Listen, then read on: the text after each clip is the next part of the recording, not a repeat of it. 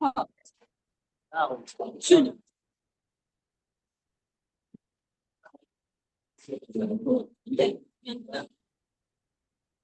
નહીં આવ્યા નિકલ નહીં આવ્યા કાલે નથી દેખા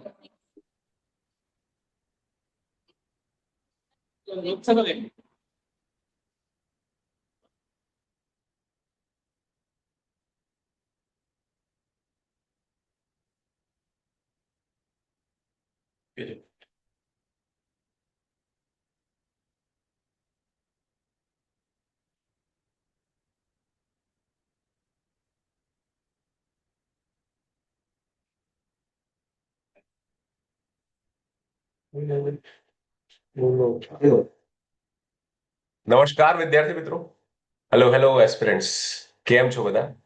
અને એકવાર મારો ઓડિયો તમને લોકોને આવી રહ્યું છે, એકવાર કન્ફર્મેશન આપી દેજો. કોઈ એક વિદ્યાર્થી અનમ્યુટ કરીને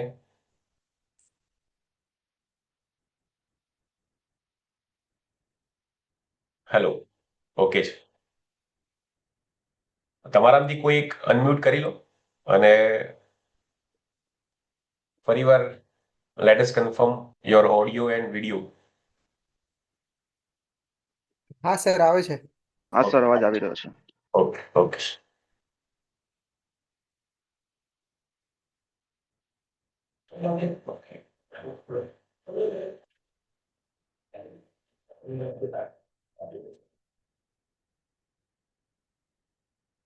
ઓકે.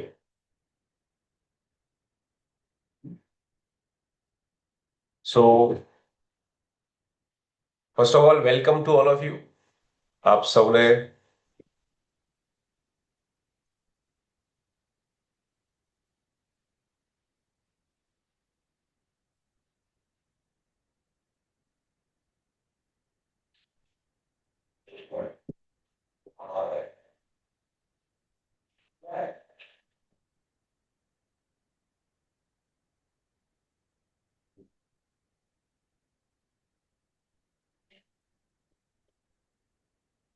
શોર્ટ ટાઈમની અંદર આપણા જે આજના મીટિંગના જે વક્તા છે ડોક્ટર સાહેબ. ઓકે, આઈએ. નમસ્કાર ડોક્ટર સાહેબ. નમસ્કાર દિવ્યાંશ, કેમ છો? બસ એકદમ મજામાં. સો કેન વી સ્ટાર્ટ? સેશન ચાલુ કરીએ? બિલકુલ, મારા તરફથી હા છે. બીજા મિત્રો જે કોઈ જોડાવાના બાકી હોય અને થોડી રાહ જોવી હોય તો મને વાંધો નથી, જે કોઈ પણ તમને અનુકૂળ લાગે એ રીતે. ટાઈમ આપણો થઈ ગયો છે 4 વાગ્યાનો, તો લેટ અસ સ્ટાર્ટ. સેશન ચાલુ કરી દઈએ. ચોક્કસ. ઓકે. સૌપ્રથમ તો સાહેબ શ્રીનું હું એક ઇન્ટ્રોડક્શન આપી દઉં. ઘણા બધા તમારામાંથી ઓળખતા હશે. ડોક્ટર નયન સોલંકી 2022ની જે બેચ છે સાહેબ, એના ઇન્ડિયન ઇન્ફોર્મેશન સર્વિસના ઓફિસર છે અને અત્યારે સાહેબ આસિસ્ટન્ટ ડાયરેક્ટર તરીકે પ્રેસ ઇન્ફોર્મેશન બ્યુરોની અંદર પોતાની ફરજ નિભાવે છે.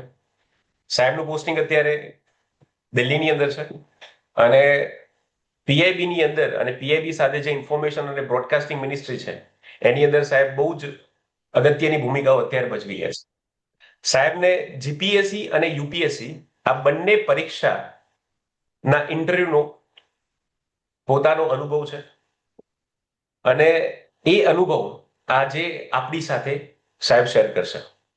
સો વન્સ અગેન ડોક્ટર સાહેબ, વેલકમ. Thank you. આપણે સેશનને એવું રાખીએ કે શરૂઆતની અંદર ડોક્ટર સાહેબ પોતાના અનુભવો, ઇન્ટરવ્યુ રિલેટેડ કેટલીક બાબતો છે એ આપ સૌને જણાવશે અને ત્યાર પછી આપણે સેકન્ડ જે પોર્શન છે એને આપણે ક્વેશ્ચન આન્સર ફોર્મેટમાં લઈશું, જેથી કરીને તમારા ઇન્ટરવ્યુની બાબતના લગતા જેટલા પણ પ્રશ્નો છે એ દરેક પ્રશ્નોને આપણે એના વિશે મહત્વની જે પ્રશ્નો છે એની ચર્ચા કરી શકીએ. તો આ પ્રમાણે આપણે આગળ વધશું. ઓકે.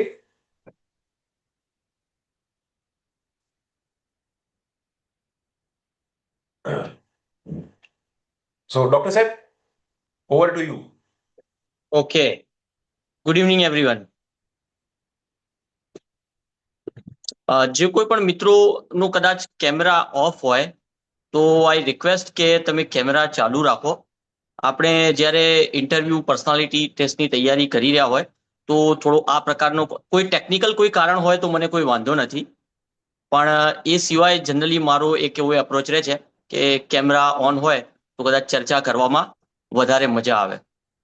યસ પ્લીઝ, જે લોકો કેમેરા ઓન થઈ શકતા હોય તો પ્લીઝ ઓન કરો, તો વી કેન ડિસ્કસ મોર અને થોડું ઇન્ટરેક્શન કરવાની પણ વધારે મજા આવે. દેટ્સ વાય આજે આપણે આ પ્રકારનું સેશન ગોઠવેલું છે. ચોક્કસ. તો ફરી એકવાર ગુડ ઇવનિંગ મિત્રો. અને દિવ્યાંશે જેમ વાત કરી કે હું હાલ press information bureau new Delhi ખાતે આસિસ્ટન્ટ ડાયરેક્ટર તરીકે ફરજ બજાવી રહ્યો છું અને ઇન્ફોર્મેશન કોમ્યુનિકેશન એના એડમિનિસ્ટ્રેશનના સંદર્ભમાં હાલ મારી થોડી ફરજો જે પ્રમાણે હું નિભાવી રહ્યો છું એ સંદર્ભમાં જ આપણે આ ઇન્ટરવ્યુના સેશનની કંઈક શરૂઆત કરીએ. તો કદાચ તમે પીઆઈબી ફેક્ટ ચેકનું નામ તમે સાંભળ્યું હશે. તો ઇન્ટરવ્યુના સંદર્ભમાં પણ એક આપણે પીઆઈબી ફેક્ટ ચેક જેવું એક ફેક્ટ ચેક કરવાનો પ્રયત્ન કરીએ. કેટલીક આપણી ઇન્ટરવ્યુના સંદર્ભમાં મિથ્સ હોય છે, તો મેં કેટલીક મિથ મારી દ્રષ્ટિએ નોટ ડાઉન કરી છે. હું એનું ફેક્ટ ચેક કરવાનો તમારી સામે પ્રયત્ન કરીશ અને એ સિવાય પછી જ્યારે ક્વેશ્ચન આન્સર સેશનમાં તમને કોઈ પણ જે પ્રશ્નો લાગતા હોય એનું હું મારી દ્રષ્ટિએ બેસ્ટ પોસિબલ તમને સોલ્યુશન આપી શકું એવો એક પ્રયત્ન કરીશ. મિસઇન્ફોર્મેશન અને ડિસઇન્ફોર્મેશન કોઈ નવી વસ્તુ નથી. તમે કદાચ મહાભારત વાંચો અથવા તો કદાચ એના કોઈ ટીવી સિરિયલ કે કોઈ નાટક જુઓ ને તો એમાં પણ તમને મિસઇન્ફોર્મેશન ડિસઇન્ફોર્મેશન ઘણી બધી જગ્યાએ મળે. અને સત્યમાં પણ એવું છે. હું ગુજરાતીના એક બહુ જાણીતા પ્રોફેસર સાહેબ એક ગાંધી યુગનું જ્યારે લેક્ચર લેતા હતા ત્યારે ગાંધીજી ની આત્મકથા અને એમના વિચારોના સંદર્ભમાં એમણે કહ્યું હતું કે કદાચ ગાંધીજીનું સત્ય છે, બધાનું સત્ય ન પણ હોય. તમે રિસેન્ટલી એક વાક્ય સાંભળ્યું હશે, યોર 6 કેન બી માય 9. જી, એક્ઝેક્ટલી સાંભળ્યું છે ને બધાએ? એટલે હું જે અત્યારે ચર્ચા કરવાનો છું એ કદાચ મારા અભ્યાસ, મારા અનુભવ, મારા મિત્રો સાથે ના પરિસંવાદ અને સિનિયર જે મિત્રો હોય, અધિકારીઓ હોય, એમની ગાઈડલાઈનના આધારે જે વિચારો મેં મારા બનાવ્યા છે એ હું તમારી સાથે શેર કરીશ. અને તમે પણ મારા જેવા અન્ય મિત્રો સાથે મળીને તમારા એક નવા વિચારો બનાવો. મારી બધી જ બાબતો તમને એક્ઝેક્ટલી લાગુ પડે એવું જરૂરી નથી, પણ કેટલીક બાબતો કદાચ ક્યાંક તમને મદદરૂપ થઈ શકે.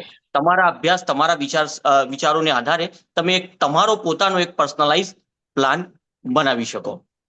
તો આટલી પૂર્વ ભૂમિકા સાથે આપણે પહેલી કહેવાય કે મિથ થી આપણે જો શરૂઆત કરીએ તો પહેલી એક મિથ સામાન્ય રીતે મને મિત્રો સાથે જાણવા મળે છે કે યુપીએસસી અથવા તો જીપીએસસી ના ઇન્ટરવ્યુમાં બહુ વધારે ગ્રીલિંગ કરવામાં આવે છે. Is it right? મતલબ કે આવી મિથ છે, આવી કોઈની જોડે જાણકારી છે કે આવું થાય છે? Okay, thank you. તો મતલબ મેં યોગ્ય પ્રશ્ન પકડ્યો છે.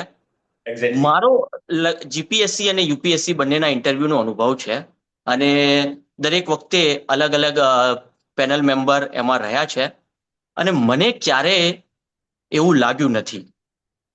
એનું એક્ઝામ્પલ હું 2-3 મારા જે અનુભવો છે એની સાથે તમને શેર કરું. તો મારું એક ઇન્ટરવ્યુ હતું, એ દિવસે યુપીએસસી નું પ્રથમ ઇન્ટરવ્યુ હતું મારું.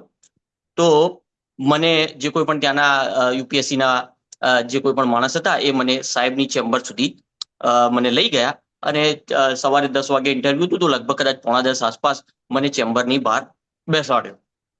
તો 2-5 મિનિટ સુધી હું ત્યાં બેઠો. એટલે મને કદાચ પહેલા એમ હતું કે સાહેબ કદાચ અંદર જ હશે, સાહેબ અથવા મેડમ જે કોઈ પણ હોય, પણ મને અંદર બોલાવશે. પણ 5 મિનિટ સુધી કોઈ એવો અવાજ અંદરથી કે મને કોઈ બોલાવવા માટે આવ્યો નહીં. તો મને લાગ્યું કે કદાચ પહેલું ઇન્ટરવ્યુ છે તો કદાચ સાહેબ હજુ હાજર ન પણ થયા હોય. તો એવી રીતે 10 મિનિટ લગભગ થઈ. મારી સામેની જ બાજુ એક બીજી કોઈ પરીક્ષાના ઇન્ટરવ્યુ ચાલતા હતા. એ કદાચ ટીચર કે પ્રોફેસરના કોઈ ઇન્ટરવ્યુ હતા. તો બીજા એક મેડમ હતા, એમની સાથે અમે કંઈક ચર્ચા કરતા હતા અને પછી ત્યાં હું બેઠો. એ દરમિયાન 4-5 સાહેબ થોડા દૂરથી લોબીમાં ચાલતા મને દેખાયા.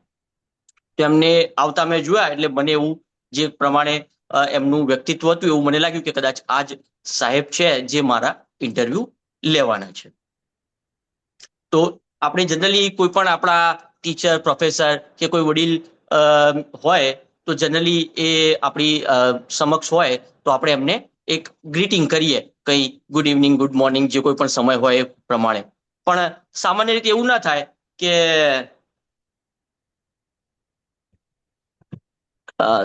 કોઈ પર્સનલ ઇન્ટરવ્યુ શું ક્વેશ્ચન લખ્યો તો કોઈ ફરી રિપીટ કરી શકશે? હા, પ્રશ્ન એવો છે કે કોઈ પર્સનલ ઇન્સિડન્ટ તમે શેર કરો છો તો એના અંદર ક્રોસ ક્વેશ્ચન આવે છે, તો વેરીફાઈ ઓથેન્ટિસિટી, એ કઈ રીતે તમે ઓથેન્ટિક છે કે નહીં એ શેર કરશો. ક્વેશ્ચન્સ આપણે મેડમ થોડા પછી લઈએ, પહેલા થોડું જે 2-4 વસ્તુઓ જે આપણે ડોક્ટર સાથે દિવ્યાંગ, જો પોસિબલ હોય તો નોટ કરી રાખો. હા, યસ, એ વાતો થોડી વાર હું જનરલી ક્વેશ્ચન આન્સરમાં વધારે બિલીવ કરું છું, એટલે મારી જે વાત છે એક મોનોલોગ આપણે થોડો ઝડપી પૂરો કરી શકીશું, એટલે પછી તમારા મેક્સિમમ પ્રશ્નો આપણે લઈ શકીએ. બરાબર. હા, તો આપણે ચર્ચા કરતા હતા. તો આપણે કોઈ સાહેબ કે મેડમ હોય તો એમને જરા ગ્રીટ કરીએ, પણ એવું ના હોય કે બહુ દૂરથી આવતા હોય તો ત્યાંથી જ આપણે એકદમ બહુ દૂરથી ગુડ ઇવનિંગ, ગુડ મોર્નિંગ કહીએ. કદાચ આપણા થોડા નજીક આવે એટલી આપણે થોડી રાહ જોઈએ, એવી એક શિસ્તતા આપણે દાખવીએ. તો સાહેબ મારા નજીક આવે અને હું મારી ચેર પરથી ઊભો થઈને સાહેબને ગુડ મોર્નિંગ કહેવા જઉં એ પહેલા જ સાહેબ અચાનક મારી નજીક આવ્યા અને મારા ખભા ઉપર હાથ મૂકીને મને કહે, ગુડ મોર્નિંગ, કેસે હૈ આપ? તો કદાચ તમને એવું લાગે કે આવું તો કદાચ યુપીએસસી કે જીપીએસસી ના ઇન્ટરવ્યુમાં પોસિબલ ના થાય, પણ આ વાસ્તવિક વસ્તુ છે. મેં સાહેબને કહ્યું કે ગુડ મોર્નિંગ સર. પછી સાહેબે મને બેસવાનું કહ્યું. 5 મિનિટ રહીને ફરી મને સાહેબે અંદર બોલાવ્યો. હું અંદર ગયો. સાહેબે મેં ફરી સાહેબને ગુડ મોર્નિંગ વિશ કર્યું. સાહેબે ગુડ મોર્નિંગ કહ્યું, મને બેસવાનું કહ્યું અને મને પૂછ્યું કે નયન, સામાન્ય રીતે આપણા ગુજરાતીઓના નામ સોલંકી, નયન, જયંતીલાલ અથવા તો કોઈ પણ વ્યક્તિનું નામ હોય તો જનરલી આ પ્રમાણે આપણું સરનેમ હોય, આપણું ફર્સ્ટ નેમ હોય અને ફાધરનું કે મધરનું નામ જનરલી આપણી ગુજરાતીઓ અને મહારાષ્ટ્રમાં જનરલી આ પ્રમાણે લખવાની પદ્ધતિ હોય છે. તો કદાચ કોઈ માણસ હોય તો એને કન્ફ્યુઝન થાય કે આ વ્યક્તિનું ફર્સ્ટ નામ શું હોઈ શકે. તો સાહેબે મને કહ્યું કે નયન. તો સાહેબે પૂછ્યું કે હું તમને નયન કહું તો એ ઓકે છે? તમને વાંધો નથી ને હું નયન કહું તો તમને? આ તમારું ફર્સ્ટ નેમ છે? મેં કહ્યું હા સાહેબ. આવું મારે બંને ઇન્ટરવ્યુમાં, યુપીએસસી ના ઇન્ટરવ્યુમાં તો મને ખાસ આ પ્રકારે મારો અનુભવ રહ્યો છે.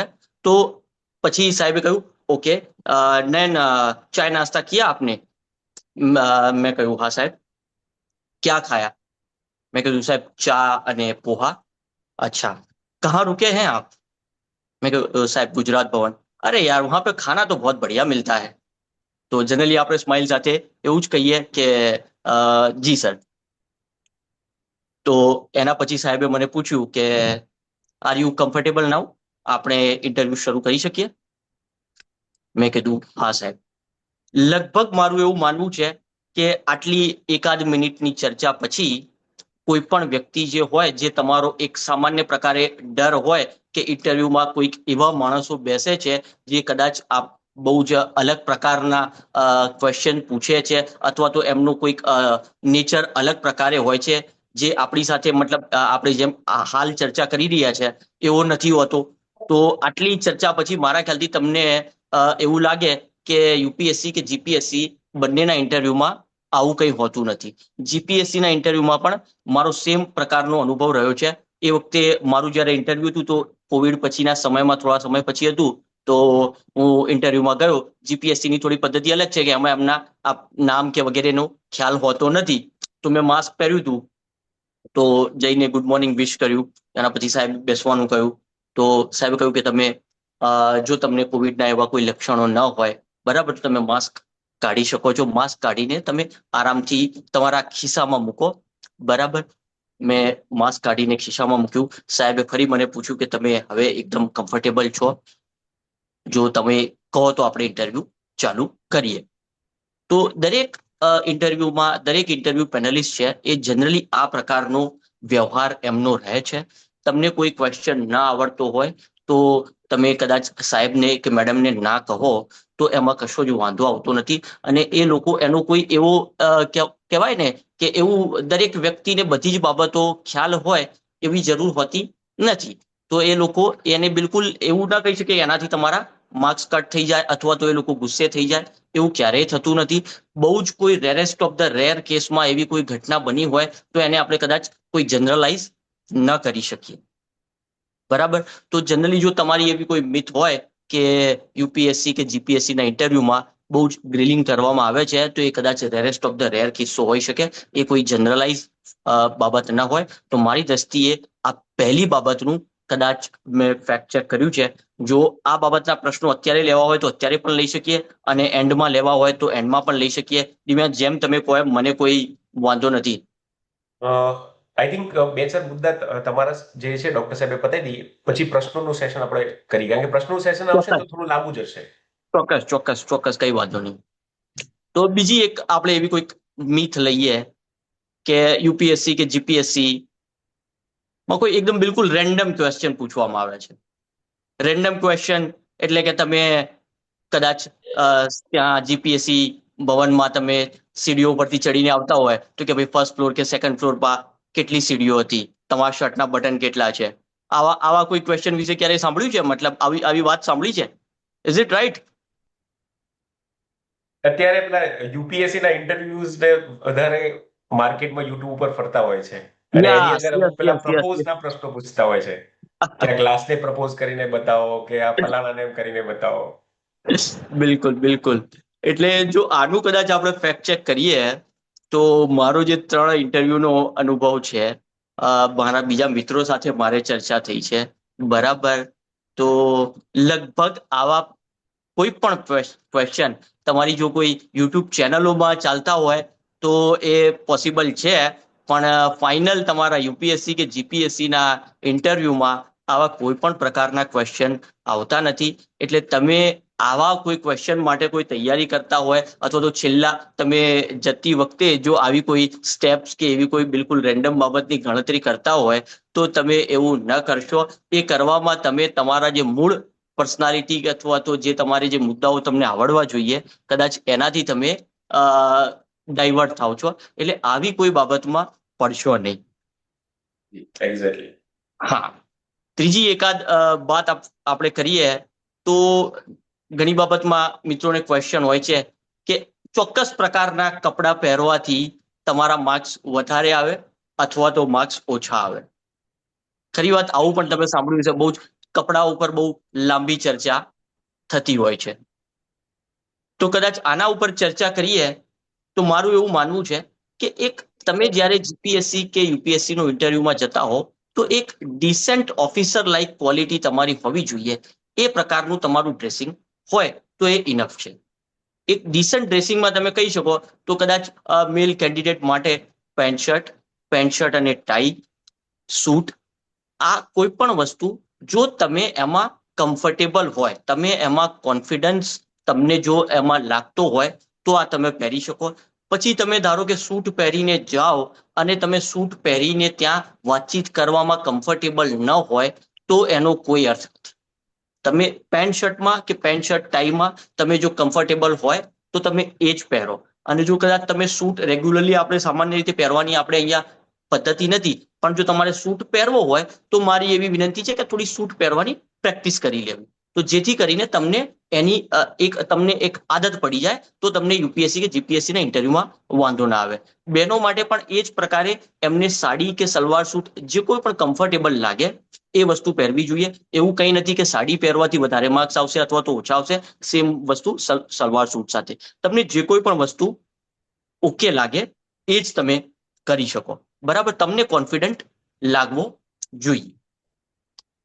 બીજી એક મિથ એવી ચાલે છે કે આપણે યુપીએસસી કે જીપીએસસીમાં કોઈ સ્પેસિફિક 5, 10, 15, 25 દરેક મિત્રો અલગ અલગ વાતચીત કરે છે કે આટલા તો તમારે મોક આપવા જ પડે તો જ તમે પાસ થાવ અથવા તો જ તમને ખરેખર જાણકારી મળે. આવી ચર્ચા સાંભળી છે તમે? Exactly sir. 2 દિવસ હા. પહેલા જ એક સ્ટુડન્ટનો કોલ આવ્યો હતો કે સાહેબ મેં તો હજુ સુધી 2 જ મૂક આપે છે અને મારે તો મૂક આપવાની કે ટાઈમ પણ નથી, જોબ ચાલુ છે તો શું કરું? મેં કીધું ભાઈ કોઈ ચિંતા ના કરીશ, 2 મૂક તો બહુ સારા કહેવાય. બિલકુલ બિલકુલ. હવે આ જે મૂક છે ને, મૂકની સાથે કેટલીક મતલબ મને સમસ્યાઓ છે. અને મૂકમાં જે તમે ક્વેશ્ચન આન્સર તમે સેશન પૂરું થાય એના પછી જે ફીડબેક તમને જે મળે છે, હવે પછી આપણે શું કરીએ છીએ કે એ ફીડબેક ઉપર વધારે તૈયારીઓમાં લાગી જઈએ છીએ કે કોઈ પણ 10-15 તમે મોક આપો તો કોઈ એક્સપર્ટ ને કોઈ એક બાબત ઓકે લાગી હોય અથવા તો કોઈ એક બાબત ઓકે ન લાગી હોય તો એ તમારા વિશે એવું ઓપિનિયન આપે કે તમે આના ઉપર વધારે ફોકસ કરો અથવા તો આ બાબત ઉપર વધારે ધ્યાન આપો. તો પછી તમે પહેલાના મોકને છોડી અને ત્યાં સુધી જે તૈયારી થઈ હોય એ છોડી ફરી પાછા એ નવા મૂકમાં નવા એક્સપર્ટે જે કહ્યું એના ઉપર ફરી પાછા આપણે લાગી જઈએ. તો આ બાબત મને થોડી ઓકે લાગતી નથી. તમે મૂક આપો, તમને જે કોઈ પણ અનુકૂળ લાગે એટલા મૂક આપો, પણ મૂકના સંદર્ભમાં તમારે શું ઇમ્પ્રુવમેન્ટ કરવી છે એ તમે જાતે નક્કી કરો. તમને એવું લાગે કે તમે ક્વેશ્ચન આન્સર માં આપવામાં થોડા ગભરાઓ છો, તમને થોડી પ્રેક્ટિસની ઓછી મતલબ તમને એવું લાગે છે, તો તમે એના પર પ્રેક્ટિસ કરો. તમને કોઈ સ્પેસિફિક તમારું જે કોઈ સબ્જેક્ટ હોય એમાં તમને એવું લાગે કે મને આ વિષયમાં જાણકારી ઓછી છે, કોઈ સ્પેસિફિક કરંટ અફેર્સની બાબત હોય અથવા તો તમારા બેકગ્રાઉન્ડ ડેફને રિલેટેડ કોઈ એક બાબત હોય જેમાં તમને એવું લાગતું હોય કે કંઈક ઉણપ છે, તો એ બાબતની તૈયારી કરો. દરેક એક્સપર્ટ તમને કોઈક નવી બાબત દરેક વખતે કહે તો એના ઉપર તૈયારી કરવી જરૂરી નથી. કોઈક એક્સપર્ટ તમને કહે કે ભાઈ તમે ગુજરાતના સંદર્ભમાં તમે આ ઇકોનોમી વાંચો અથવા તો આ જીઓગ્રાફીના સંદર્ભમાં વાંચો અથવા તો તમે આ પ્રકારે બેસો અથવા તો તમે આટલી સ્માઇલ વધારે કરો છો અથવા તો ઓછી કરો છો. That is a completely natural thing. બરાબર, તમે ત્યાં જશો એટલે તમે એની સાથે એડજસ્ટ થઈ જશો. બહુ જ એના ઉપર તમે ફોકસ કરવા જાઓ અને તમે તમારા જે ઓર તમારું જે વ્યક્તિત્વ છે, તમારી જે જાણકારી છે એના ઉપર ફોકસ ન કરો અને આવી બિલકુલ રેન્ડમ વાતો ઉપર તમે ફોકસ કરો તો કદાચ મારી દ્રષ્ટિએ એ તમારા જે સમય જે તમારી જોડે હોય છે ઇન્ટરવ્યુ પહેલા 1 મહિનો 2 મહિનો એમાં તમે કદાચ અનનેસેસરી તૈયારીઓ ઉપર વધારે ફોકસ કરી દો એવું મારું માનવું છે. એટલે દરેક એક્સપર્ટ જે કહે એ બધું જ માનવું જરૂરી નથી.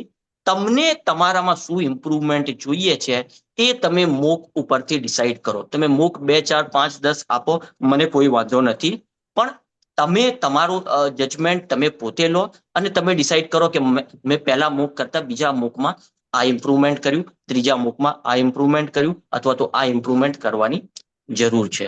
બરાબર, તો કદાચ મારી દ્રષ્ટિએ તમને યુપીએસસી કે જીપીએસસી બંનેના ઇન્ટરવ્યુમાં વધારે ફાયદો થશે.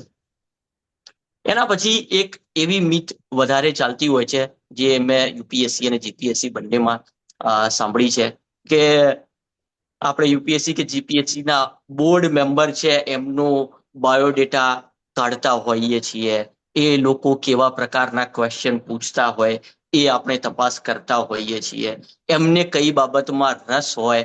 બરાબર, એ ધારો કે કોઈ ડિફેન્સ ક્ષેત્ર સાથે જોડાયેલા હોય તો આપણે આપણા ઇન્ટરવ્યુની અંદર એવો કોઈ પોઈન્ટ લાવીએ જેથી કરીને આપણું ઇન્ટરવ્યુ આ બાબત ઉપર ડાયવર્ટ થાય. તો મારી દ્રષ્ટિએ એવું કરવાથી કદાચ તમને વધારે માર્ક્સ મળે એવું મારું માનવું નથી. તમે તમારી જે ઇન્ડિવિજ્યુઅલ જે તમારી આવડત છે, બરાબર, એના ઉપર ફોકસ કરો તો એ કદાચ તમારા માટે વધારે ફાયદાકારક થઈ શકે. ઇન્ટરવ્યુમાં તો કોઈ પણ વ્યક્તિ આવી શકે, કોઈ પણ પ્રકારના ક્વેશ્ચન જે તમારું એક બેકગ્રાઉન્ડ હોય, કરંટ અફેર્સનું જે સિસ્ટમ ચાલતી હોય, તમારું જે સબ્જેક્ટ હોય એ સંદર્ભમાં તમને કંઈક પૂછી શકે. બરાબર, હવે તમે 10 બોર્ડ મેમ્બર હોય તો તમે બધાની ડિટેલ્સ કાઢો અને એ પ્રકારે તમે મગજમાં તૈયારી કરીને જાઓ અને તમારા મગજ પર અનનેસેસરી સ્ટ્રેસ લો તો એનાથી ફરી એક વખત કહું તો તમે જે મૂળ મુદ્દો છે જે તમારા પર્સનાલિટી ડેવલપમેન્ટ ઉપર તમારે ફોકસ કરવાનો છે એનાથી કદાચ ડાયવર્ટ થઈ જાઓ. બની શકે કે કેટલાક વ્યક્તિઓને આવી કોઈ પ્રોસેસ કરવાથી ફાયદો થયો હોય, પણ એ દરેક વ્યક્તિને લાગુ પડે, જનરલાઇઝ તમે એવું કરી શકો એવું ન થાય મારી દ્રષ્ટિએ. બરાબર, એટલે મારી તમને એક વિનંતી છે કે તમારી તૈયારી ઉપર તમે ભરોસો રાખો. સામે વાળો વ્યક્તિ તમને કોઈ પ્રશ્નો પૂછે તો એનો તમને આન્સર જે પ્રકારે જે પદ્ધતિમાં આવડતો હોય એમાં તમે આન્સર આપો. સામેવાળાનો જે બેકગ્રાઉન્ડ કે ડેટા તમે કાઢ્યો હોય એને અલગ રીતે અનુકૂળ આવે અથવા તો એના ફિલ્ડ તરફ તમે લઈ જાઓ. એવું કરવામાં કદાચ તમે તમારી એનર્જી અનનેસેસરી વેસ્ટ કરશો. એટલે મારી દ્રષ્ટિએ એવું તમે ન કરો એવી મારી એક સલાહ છે. બીજી એક મિથ એવી ચાલતી હોય છે કે કેટલાક મિત્રો હશે કે જેમને એમના અભ્યાસ પછી અને અત્યારે ફાઇનલ ઇન્ટરવ્યુ આવ્યું હોય એમાં કોઈક ગેપ હોય તો એ દરમિયાન એ લોકો માત્ર તૈયારી કરતા હોય અથવા તો કોઈ એ પ્રકારની સારી એવી જોબ જે એમને એવું લાગતું હોય કે મારે નથી કહેવી બરાબર, અથવા તો એ ગેપ તમે જ્યારે દર્શાવો તો તમારું ઇન્ટરવ્યુમાં માર્ક્સ ઓછા આવે એવી એક માન્યતાઓ ચાલતી હોય છે, જેની સાથે હું સહેમત નથી. ખરેખર એવું કશું નથી હોતું. અને તમે તમારી જાતને જસ્ટિફાય તમે કરી શકો તો એનાથી વિશેષ વધારે સારી બાબત કોઈ નથી. થઈ શકે કે તમારે 2, 3, 4, 5 વર્ષ થયા હોય તો એ દરમિયાન તમે તૈયારી કરી હોય, તમે એવું કહી શકો કે સાહેબ મેડમ મેં તૈયારી કરી છે અને તૈયારી કરતા કરતા જ અહીંયા સુધી મતલબ એનું પરિણામ છે કે હું ઇન્ટરવ્યુ સુધી પહોંચ્યો છું. તમે પ્રિલિમ અને મેન્સ ક્લિયર કરીને આવ્યા છો એટલે ચોક્કસપણે તમે કંઈક તો કરી જ રહ્યા છો ને. અને તમારો આ પ્રકારનો પોતાના વ્યક્તિત્વની અંદર એક કોન્ફિડન્સ જે હોય એ હંમેશા મારી દ્રષ્ટિએ કોઈ પણ પેનલ મેમ્બરને ગમશે જ. એટલે મારી દ્રષ્ટિએ કોઈ પણ વસ્તુ છુપાવવાથી તમને ફાયદાની બદલે નુકસાન થવાની શક્યતાઓ હંમેશા વધારે રહે. કેમ કે તમે કદાચ એ બાબત તમારી જે કોઈ પણ તમે રિયાલિટી છે એ તો તમે જીવી રહ્યા છો. તમે 5 વર્ષ તૈયારી જ કરી છે તો એ તો તમારા જીવનનો તમારા વ્યક્તિત્વનો એક ભાગ છે. તો એને કદાચ જસ્ટિફાય કરવું તમારા માટે બહુ ઇઝી બને. તમે કદાચ 5 વર્ષ કોઈ બીજું કોઈ કાર્ય કર્યું છે એવું જસ્ટિફાય કરવા માટેના પ્રશ્નો તમે બનાવ્યા હોય અને સાહેબ કે મેડમ કોઈ અલગ જ પ્રકારનો ક્વેશ્ચન પૂછે તો કદાચ તમે ફસાઈ જાઓ. પણ જો તમે જે કંઈ પણ તમારા અંદર છે એ જો તમે સાચું કહી રહ્યા હોય તો સાહેબ ગમે તેટલા પ્રશ્નો પૂછે શક્ય છે કે તમે એને જસ્ટિફાય કરી શકો. એટલે મારી દ્રષ્ટિએ તમે જે સત્ય હોય એને જો જણાવશો તો તમને મારી દ્રષ્ટિએ સૌથી વધારે ફાયદારૂપ થશે. કેટલાક મિત્રો કહેતા હોય છે કે ભાઈ આ જોબ બતાવવી જોઈએ અથવા તો આ જોબ ન બતાવવી જોઈએ, આટલી તૈયારી નો સમય બહુ સારી વસ્તુ નથી. તો એ મારી દ્રષ્ટિએ મને યોગ્ય નથી લાગતું.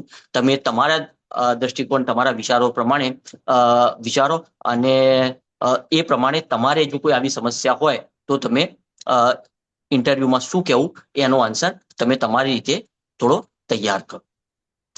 ઘણી એક બીજી ચર્ચાઓ ચાલતી હોય છે કે યુપીએસસી કે જીપીએસસીમાં તમે બધા અથવા તો મહત્તમ પ્રશ્નોનો આન્સર આપવો જરૂરી છે અથવા તો તમે 2-4 વખત તમે સોરી એવું કહો તો કદાચ ઇન્ટરવ્યુ મેમ્બરને અનુકૂળ ન આવે. તો મારી દ્રષ્ટિએ એવું હોતું નથી. મેં ઘણા સિનિયર ઓફિસર્સની જોડે ચર્ચા કરી છે, એમને સાંભળ્યા છે. એમણે એવું કહ્યું છે, ઘણા સિનિયર ઓફિસર્સના ઇન્ટરવ્યુ જેમને મેં સાંભળ્યા છે, કદાચ એમણે સળંગ 10 પ્રશ્નોમાં એવું કહ્યું છે કે સાહેબ આઈ ડોન્ટ નો અથવા તો મેડમ આઈ ડોન્ટ નો, મને ખ્યાલ નથી બરાબર. અને તેમ છતાં એમને સારા માર્ક્સ આવ્યા છે અને એ લોકો સારા પદ પર એમને સારી જોબ મળી છે. એટલે એવું બધી જ બાબતો તમે જાણતા હોય એવું જરૂરી નથી. મારા એક પ્રોફેસર હતા, પ્રોફેસર ડોક્ટર બીડી ગુપ્તા મેડિકલમાં. તો એમનું એવું કહેવું હતું, nobody knows all the thing all the time. તમને દરેક સમયે દરેક બાબતો યાદ હોય, દરેક બાબતોથી તમે વાકેફ હોય, જાણ હોય એવું જરૂરી નથી. તમને ચોક્કસપણે ખ્યાલ પણ હોય પણ કદાચ એ વખતે સ્ટ્રાઇક ન પણ થાય બરાબર. તો તમે સાહેબને કહી શકો કે સાહેબને કે મેડમને કહી શકો કે સાહેબ મને આ ખ્યાલ નથી. બીજી 2-3 વખત પણ તમે એવું કહી શકો. તમને એવું કંઈક લાગે તમે બીજું કોઈ એવું કહી શકો કે આઈ એમ સોરી સર, મને એનો ખ્યાલ નથી પણ ચોક્કસ હું આના વિશે જાણવાનો પ્રયત્ન કરીશ અથવા તો જાણીશ, ટ્રાય કરીશ બરાબર. તમે જે કોઈ પણ એક સામાન્ય રીતે તમે કોઈ પણ સિનિયર વ્યક્તિને જે રીતે તમે કહી શકો એવું એક રિસ્પેક્ટફુલ પદ્ધતિથી તમે જો કોઈ પણ બાબત તમે કહો તો એ મારી દ્રષ્ટિએ તમને કોઈ જ વાંધો ના આવે. કદાચ એક બેઝિક ઇન્ફોર્મેશન ભૂલી જવાય. કદાચ એક્ઝામ્પલ આપશો બેઝિક ઇન્ફોર્મેશન મતલબ કેવી?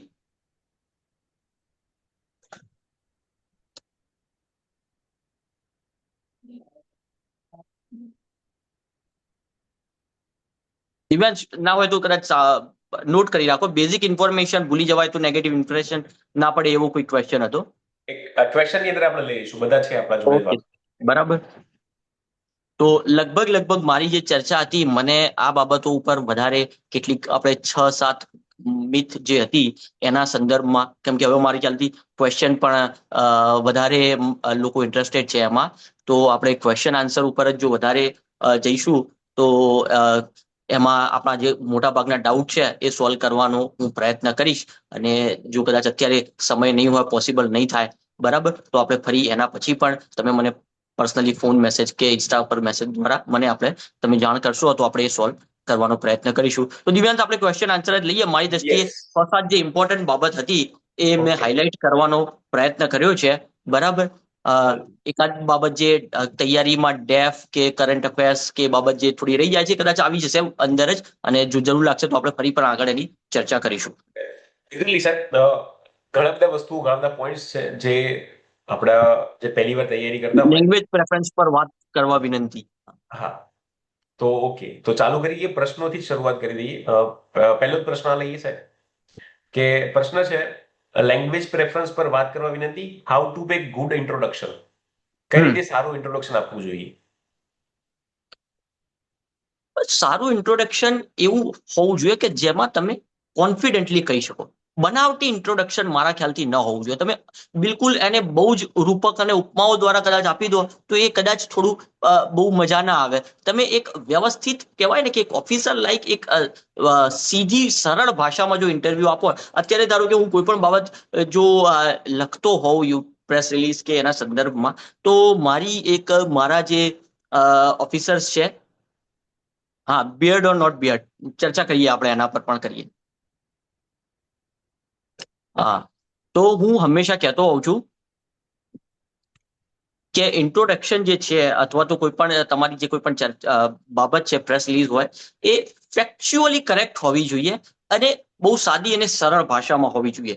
ગુજરાતી સાહિત્યમાં ગાંધી યુગ જયારે શરૂ થયો ત્યારે ગાંધીજી જે પ્રકારે લખતા, તો એમાં એવું કહેવાતું કે કોશિયો પણ સમજી શક્યા ને એવી ભાષામાં તમારું મતલબ એક લેખન શૈલી હોવી જોઈએ. તો હું તમને એ સંદર્ભમાં, કેમ કે મારો અને દિવ્યાંશનો ગુજરાતી સાહિત્ય અમારો મુખ્ય વિષય રહ્યો છે યુપીએસસીમાં, તો હું તમને કહું કે કદાચ તમે પંડિત યુગનું જે સાહિત્ય છે ને એવું તમે જો કદાચ ઇન્ટ્રોડક્શન આપો ને તો કદાચ એ બધાને અનુકૂળ ના આવે. પણ જો ગાંધી યુગનું તમે સાહિત્ય જે પ્રકારે છે એવું તમે ઇન્ટ્રોડક્શન આપો તો મારી દ્રષ્ટિએ દરેક માણસને અનુકૂળ આવે. એટલે એક સામાન્ય માણસને તરત સાદી સરળ ટૂંકા વાક્યોમાં જો તમે ઇન્ટ્રોડક્શન આપો તો બહુ જ સરસ, મારી દ્રષ્ટિએ અનુકૂળ આવે એવું મારું કહેવું છે.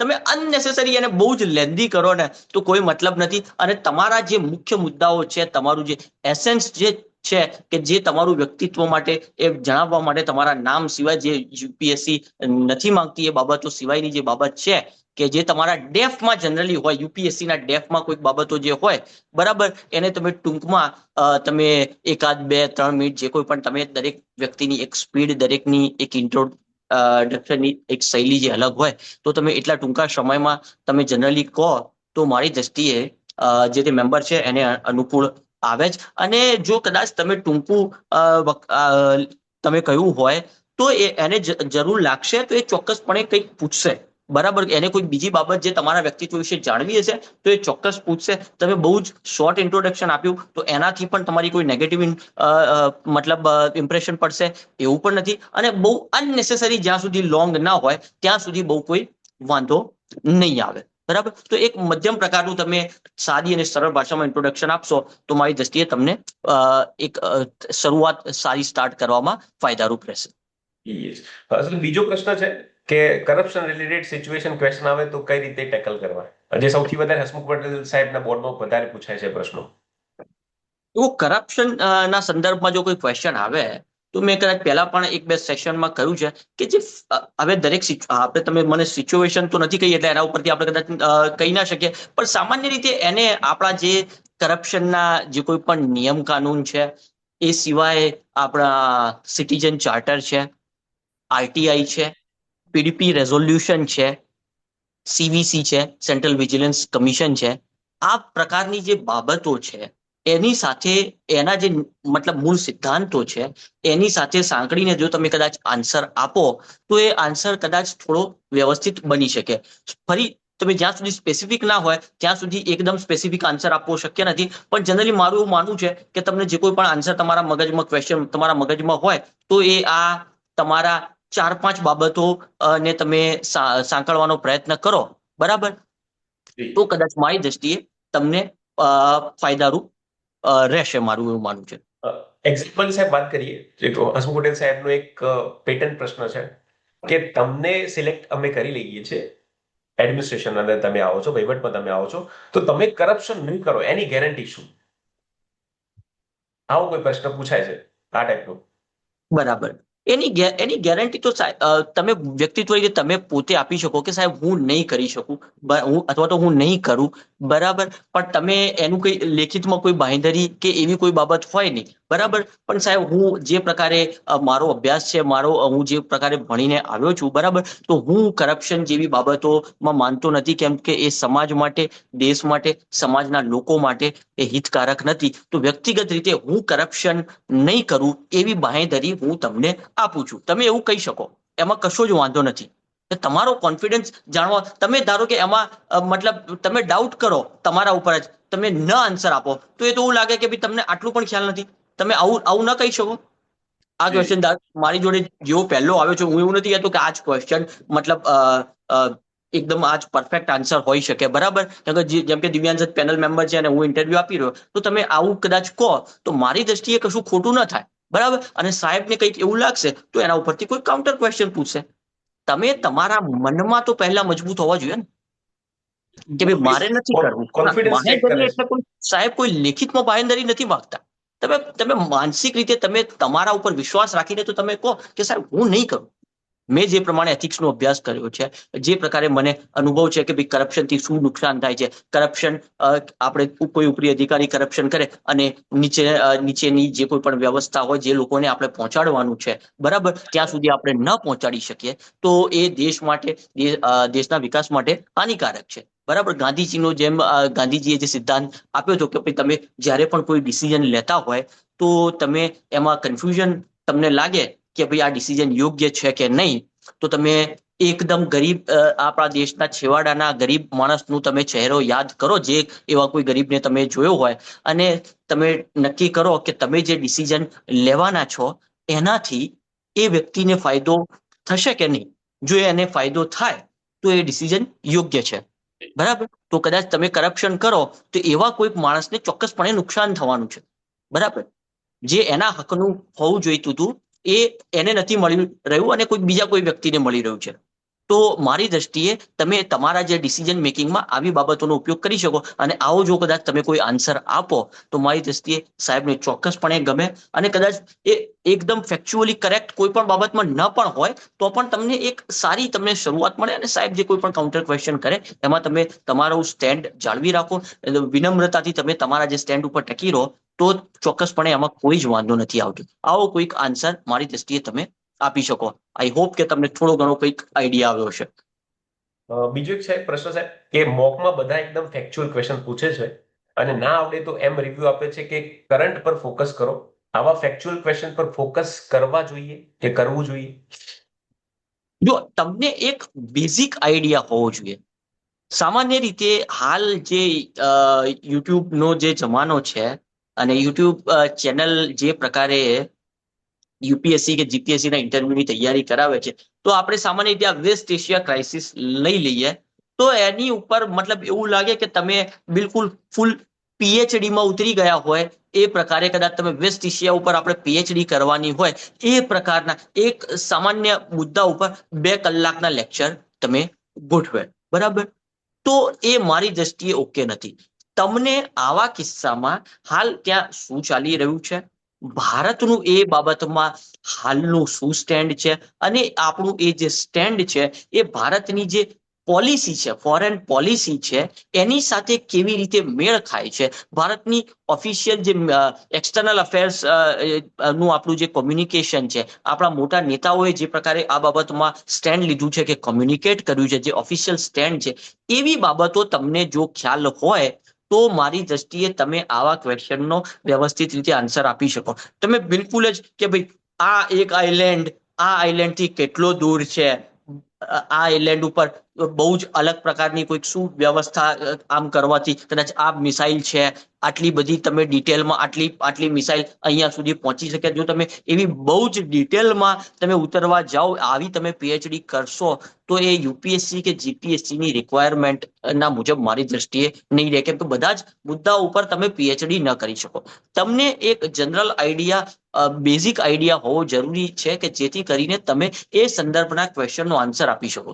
તમારે પીએચડી કરવાની જરૂર નથી. યુપીએસસી કે જીપીએસસી નું મેઇન્સ હોય, પ્રિલિમ હોય કે ઇન્ટરવ્યુ હોય, એ કોઈ પીએચડી કેન્ડિડેટ આ પ્રકારના દરેક બાબતો ઉપર માંગતા નથી. તમને આપણું શું સ્ટેન્ડ છે, આપણી શું હાલની પદ્ધતિ છે, હાલની શું રિક્વાયરમેન્ટ છે અને એક લેટેસ્ટ જે ડેવલપમેન્ટ થઈ રહ્યા હોય એનો આઈડિયા હોવો જરૂરી છે, અને એના આધાર ઉપર તમને જે કોઈ પણ ક્વેશ્ચન પૂછવામાં આવે એને તમે આન્સર કરો, જસ્ટિફાય કરો. તો મારી દ્રષ્ટિએ આટલું નોલેજ તમારી દ્રષ્ટિએ તમને ફાયદારૂપ રહેશે. બહુ જ તમે દરેક વ્યક્તિ કોઈ અલગ કરંટ અફેર્સ ઉપર બહુ જ ડિટેલમાં તમને કહે કે આ પ્રકારે તૈયારી કરો તો તમારી જે સમય જે છે ને એમાં કદાચ તમે તમારું બે વર્ષ પછી ઇન્ટરવ્યુ હોય અને તમારે કદાચ એના ઉપર પીએચડી કરીને જાઓ તો કદાચ તમને વાંધો ના આવે, પણ પછી બે વર્ષ તમે તૈયારી કરીને ગયા હોય અને 4 દિવસ પહેલા કોઈક નવી ક્રાઇસિસ થઈ જાય, બરાબર, તો પછી તમે 4 દિવસમાં એના ઉપર તો પીએચડી નહીં કરી શકો ને. એટલે પીએચડી દરેક બાબત ઉપર કરંટ અફેર્સ હોય કે કોઈ પણ બાબત હોય એ બહુ કરવાની જરૂર નથી. તમારે જેટલું જરૂરી છે જે ન્યૂઝપેપર કે ન્યૂઝ ચેનલ કોઈક સારી ન્યૂઝ ચેનલમાં કોઈક ચર્ચામાં હોય, કોઈક સારા ઓથરે અથવા તો સારા સ્પીકરે કંઈક કહ્યું હોય અને આપણા જે ઓફિશિયલ સ્ટેટમેન્ટ હોય એવી બાબતો તમને ખ્યાલ હોય તો મારી દ્રષ્ટિએ એટલું ઇનફ છે. કોવિડ-19 વખત એના પછી ઇકોનોમિક સર્વે આવ્યો હતો સાહેબ, આપણે યાદ જ છે તમને, આપણે કીવર્ડ્સ આપણે તૈયાર કર્યા હતા. એમાં એક શબ્દ હતો સેલિયન્સી બાયસ. સેલિયન્સી બાયસ થી બચવું જોઈએ કે કોઈ પણ એક ઘટના ઉપર આપણે બહુ બધા પિન પોઇન્ટેડ થઈ જઈએ છીએ, કે જેમ કે વેસ્ટ એશિયાનો મુદ્દો છે, અત્યારે બધા વેસ્ટ એશિયા પર પડેલા છે કે ભારતની પોલિસી શું છે, આ છે ને તે છે, પરંતુ એક કહેવાય કે બેલેન્સ્ડ એપ્રોચની અંદર તૈયારી કરો તો વધારે યોગ્ય રહે છે. સર, નેક્સ્ટ ક્વેશ્ચન છે 2010માં BHMS then running on clinic, 2020 started preparing, 2021-23માં ઇન્ટરવ્યુ આપે, 21 અને 23માં ઇન્ટરવ્યુ આપે. દિવ્યાંશ એક વખત ફરી રિપીટ કરો ને જરા, મને બહુ સમજમાં ના આવ્યું. હા, ફરીવાર વાંચું. સર, 2010માં BHMS પૂરું કર્યું છે, then running on clinic. અચ્છા, 2010માં પૂરું કર્યા પછી પોતાનું ક્લિનિક ચલાવ્યું છે. ઓકે, પછી 2020 ની અંદર પ્રિપરેશન્સ ચાલુ કરે છે. ઓકે, 2021-23માં ઇન્ટરવ્યુ આપેલ છે. ઓકે, સર, આ ગેપ કેવી રીતે જસ્ટિફાય કરવી, અને એવું પૂછે કે ડોક્ટર તરીકે કામ કરી રહ્યા છો તો કેમ અહીંયા આવવા માંગો છો? સાહેબ, ડોક્ટર તમે પોતે પણ રહ્યા છો તો તમે આ વસ્તુનો જવાબ સારી રીતે આપી શકશો. મારું એવું માનવું છે કે જો હવે તમે જે કોઈ પણ મેડમ કે મિત્ર હોય, બરાબર, તો તમારે અચ્છા તમે છો વિજયભાઈ? હા વિજયભાઈ, હું તમને ખરેખર આ બાબતમાં જે સાચી બાબત કહું ને, તમારે ખરેખર કેમ જવું છે મેડિકલમાંથી યુપીએસસી કે જીપીએસસી ના સંદર્ભમાં? આપણે કદાચ મતલબ આ ફોરમ પર એની ચર્ચા ના કરી શકીએ તો પણ કંઈ વાંધો નહીં. મેં હંમેશા એ કહ્યું છે કે ભાઈ મારે તો ડોક્ટર બન્યા પહેલા યુપીએસસી કે જીપીએસસીમાં જવું હતું, બરાબર, અને મને ખરેખર આટલા ઇન્ટરવ્યુમાં બહુ એવું પૂછ્યું જ નથી, હું સાચું કહું તો. કેમ કે મારા ફાધર કલેક્ટર ઓફિસમાં જોબ કરતા હતા અને હું સ્કૂલ કોલેજના સમયગાળામાં મતલબ કહી શકીએ કે આપણે 1 થી 3, 5માં નંબર આવતો હોય તો એમનું એક કર્મચારી મંડળ હતું, તો એમણે દર વર્ષે એક ઇનામ વિતરણનો કાર્યક્રમ થાય તો બાળકોને પ્રોત્સાહન માટે કોઈક ઇનામ કે એવું કંઈ આપવામાં આવે. તો હું જ્યારથી નાનો હતો ત્યારથી આવા કાર્યક્રમમાં જવાનું થતું અને સામાન્ય રીતે મને કલેક્ટર, ડેપ્યુટી કલેક્ટર ના હસ્તે કોઈક નાનું મોટું કોઈ શિલ્ડ કે ટ્રોફી એવું મેળવવાનું મને સદભાગ્ય પ્રાપ્ત થતું. તો જ્યારે હું અને એ સાહેબો જે હતા એ સામાન્ય રીતે સારી વાત કરતા, સ્પીચ આપતા, તો ત્યારે એ સમયે હું વિચારતો, મેં કીધું યાર આ સાહેબ બહુ સારા છે, સારી વાત કરે છે, સારું બોલે છે, તો આપણે આવું કંઈક બનવું જોઈએ, બરાબર. તો મારા અંદર શરૂઆતના જે બીજ કહેવાય ને એ ત્યાંથી રોપાયા. તો મારો આઈડિયા હંમેશા એ હતો કે મને જ્યારે પૂછવામાં આવશે તો હું કહીશ કે યુપીએસસી કે જીપીએસસી માટેની તૈયારી કરવી, સિવિલ સર્વન્ટ બનવું, એવું મેં બહુ પહેલા વિચાર્યું હતું. પણ આપણે યુપીએસસી કે જીપીએસસી માટે કોઈ બેઝિક ગ્રેજ્યુએશન તો કરવું જરૂરી છે જ, એમાં તો કોઈ શંકાને સ્થાન નથી. હવે મેં એ વખતે સાયન્સ બેકગ્રાઉન્ડ રાખ્યું, મારે આર્ટ્સ બેકગ્રાઉન્ડ રાખવું હતું, બરાબર, પણ આ હું તમને ચર્ચા માટે કહ્યું છું, મને ઇન્ટરવ્યુમાં આવું બહુ સ્પેસિફિક પૂછાયું નથી, બરાબર. પણ હવે આપણા માતા પિતા હોય, હવે તમે 10મા ધોરણમાં 85% લઈને આવ્યા હોય અને તમે એવું કહો કે મારે આર્ટ્સ રાખવું છે, તો તમને મમ્મી પપ્પા કાઉન્સિલિંગ માટે ક્યાંક લઈ જાય, બરાબર. મારી જોડે પણ સેમ એવું થયું. મને એવું કહ્યું કે તું ભાઈ એ ગ્રુપ રાખ. હવે મને મેથ્સ બહુ આવડતું નહીં, અથવા તો બહુ ઇન્ટરેસ્ટ એટલો બધો જોરદાર નહીં, તો મેં કીધું હવે તમે કહો છો તો મને થોડું સાયન્સ આવડે છે, તો ચલો લેટ્સ ટ્રાય બી ગ્રુપ, બરાબર. હવે આવડતું તો એ પણ હતું, તો મારા સારા માર્ક્સ આવ્યા અને સારી ગવર્મેન્ટ મેડિકલ કોલેજમાં મને એડમિશન મળ્યું, બરાબર. તો એ શું કઈ ખોટું છે? કઈ મારે આઈએએસ કે યુપીએસસી કે જીપીએસસી પાસ કરવા માટે માત્ર આર્ટ્સ બેકગ્રાઉન્ડમાંથી જવું એવું જરૂરી હોય? એવું જરૂરી નથી. હું કદાચ મારું મેડિકલનું નોલેજ લઈને આવ્યો હોઉં તો એ ક્યાંક મારા એડમિનિસ્ટ્રેશનમાં ક્યાંક મદદરૂપ થશે. એટલે એવું આજે આ પણ એક પ્રકારની મિથ છે કે ડોક્ટર બન્યા પછી તમે ના જઈ શકો. અને આ જેમ દિવ્યાંશે કદાચ 2018 કે 19 જે કોઈ પણ ઇકોનોમિક સર્વે કહ્યો ને, એ ઇકોનોમિક સર્વેમાં એલોપેથી અને આયુષ સાથેનો જે એક ડેટા હતો, એ ડેટામાં આપણી જોડે જે ડોક્ટર્સ છે એ WHO ના જે ક્રાઇટેરિયા છે, દરેક વ્યક્તિએ જેટલા પોપ્યુલેશન પ્રમાણે જે ડોક્ટર્સ હોવા જોઈએ, કદાચ એ આપણે એમાં વધારે સારું પરફોર્મ કરી રહ્યા છે.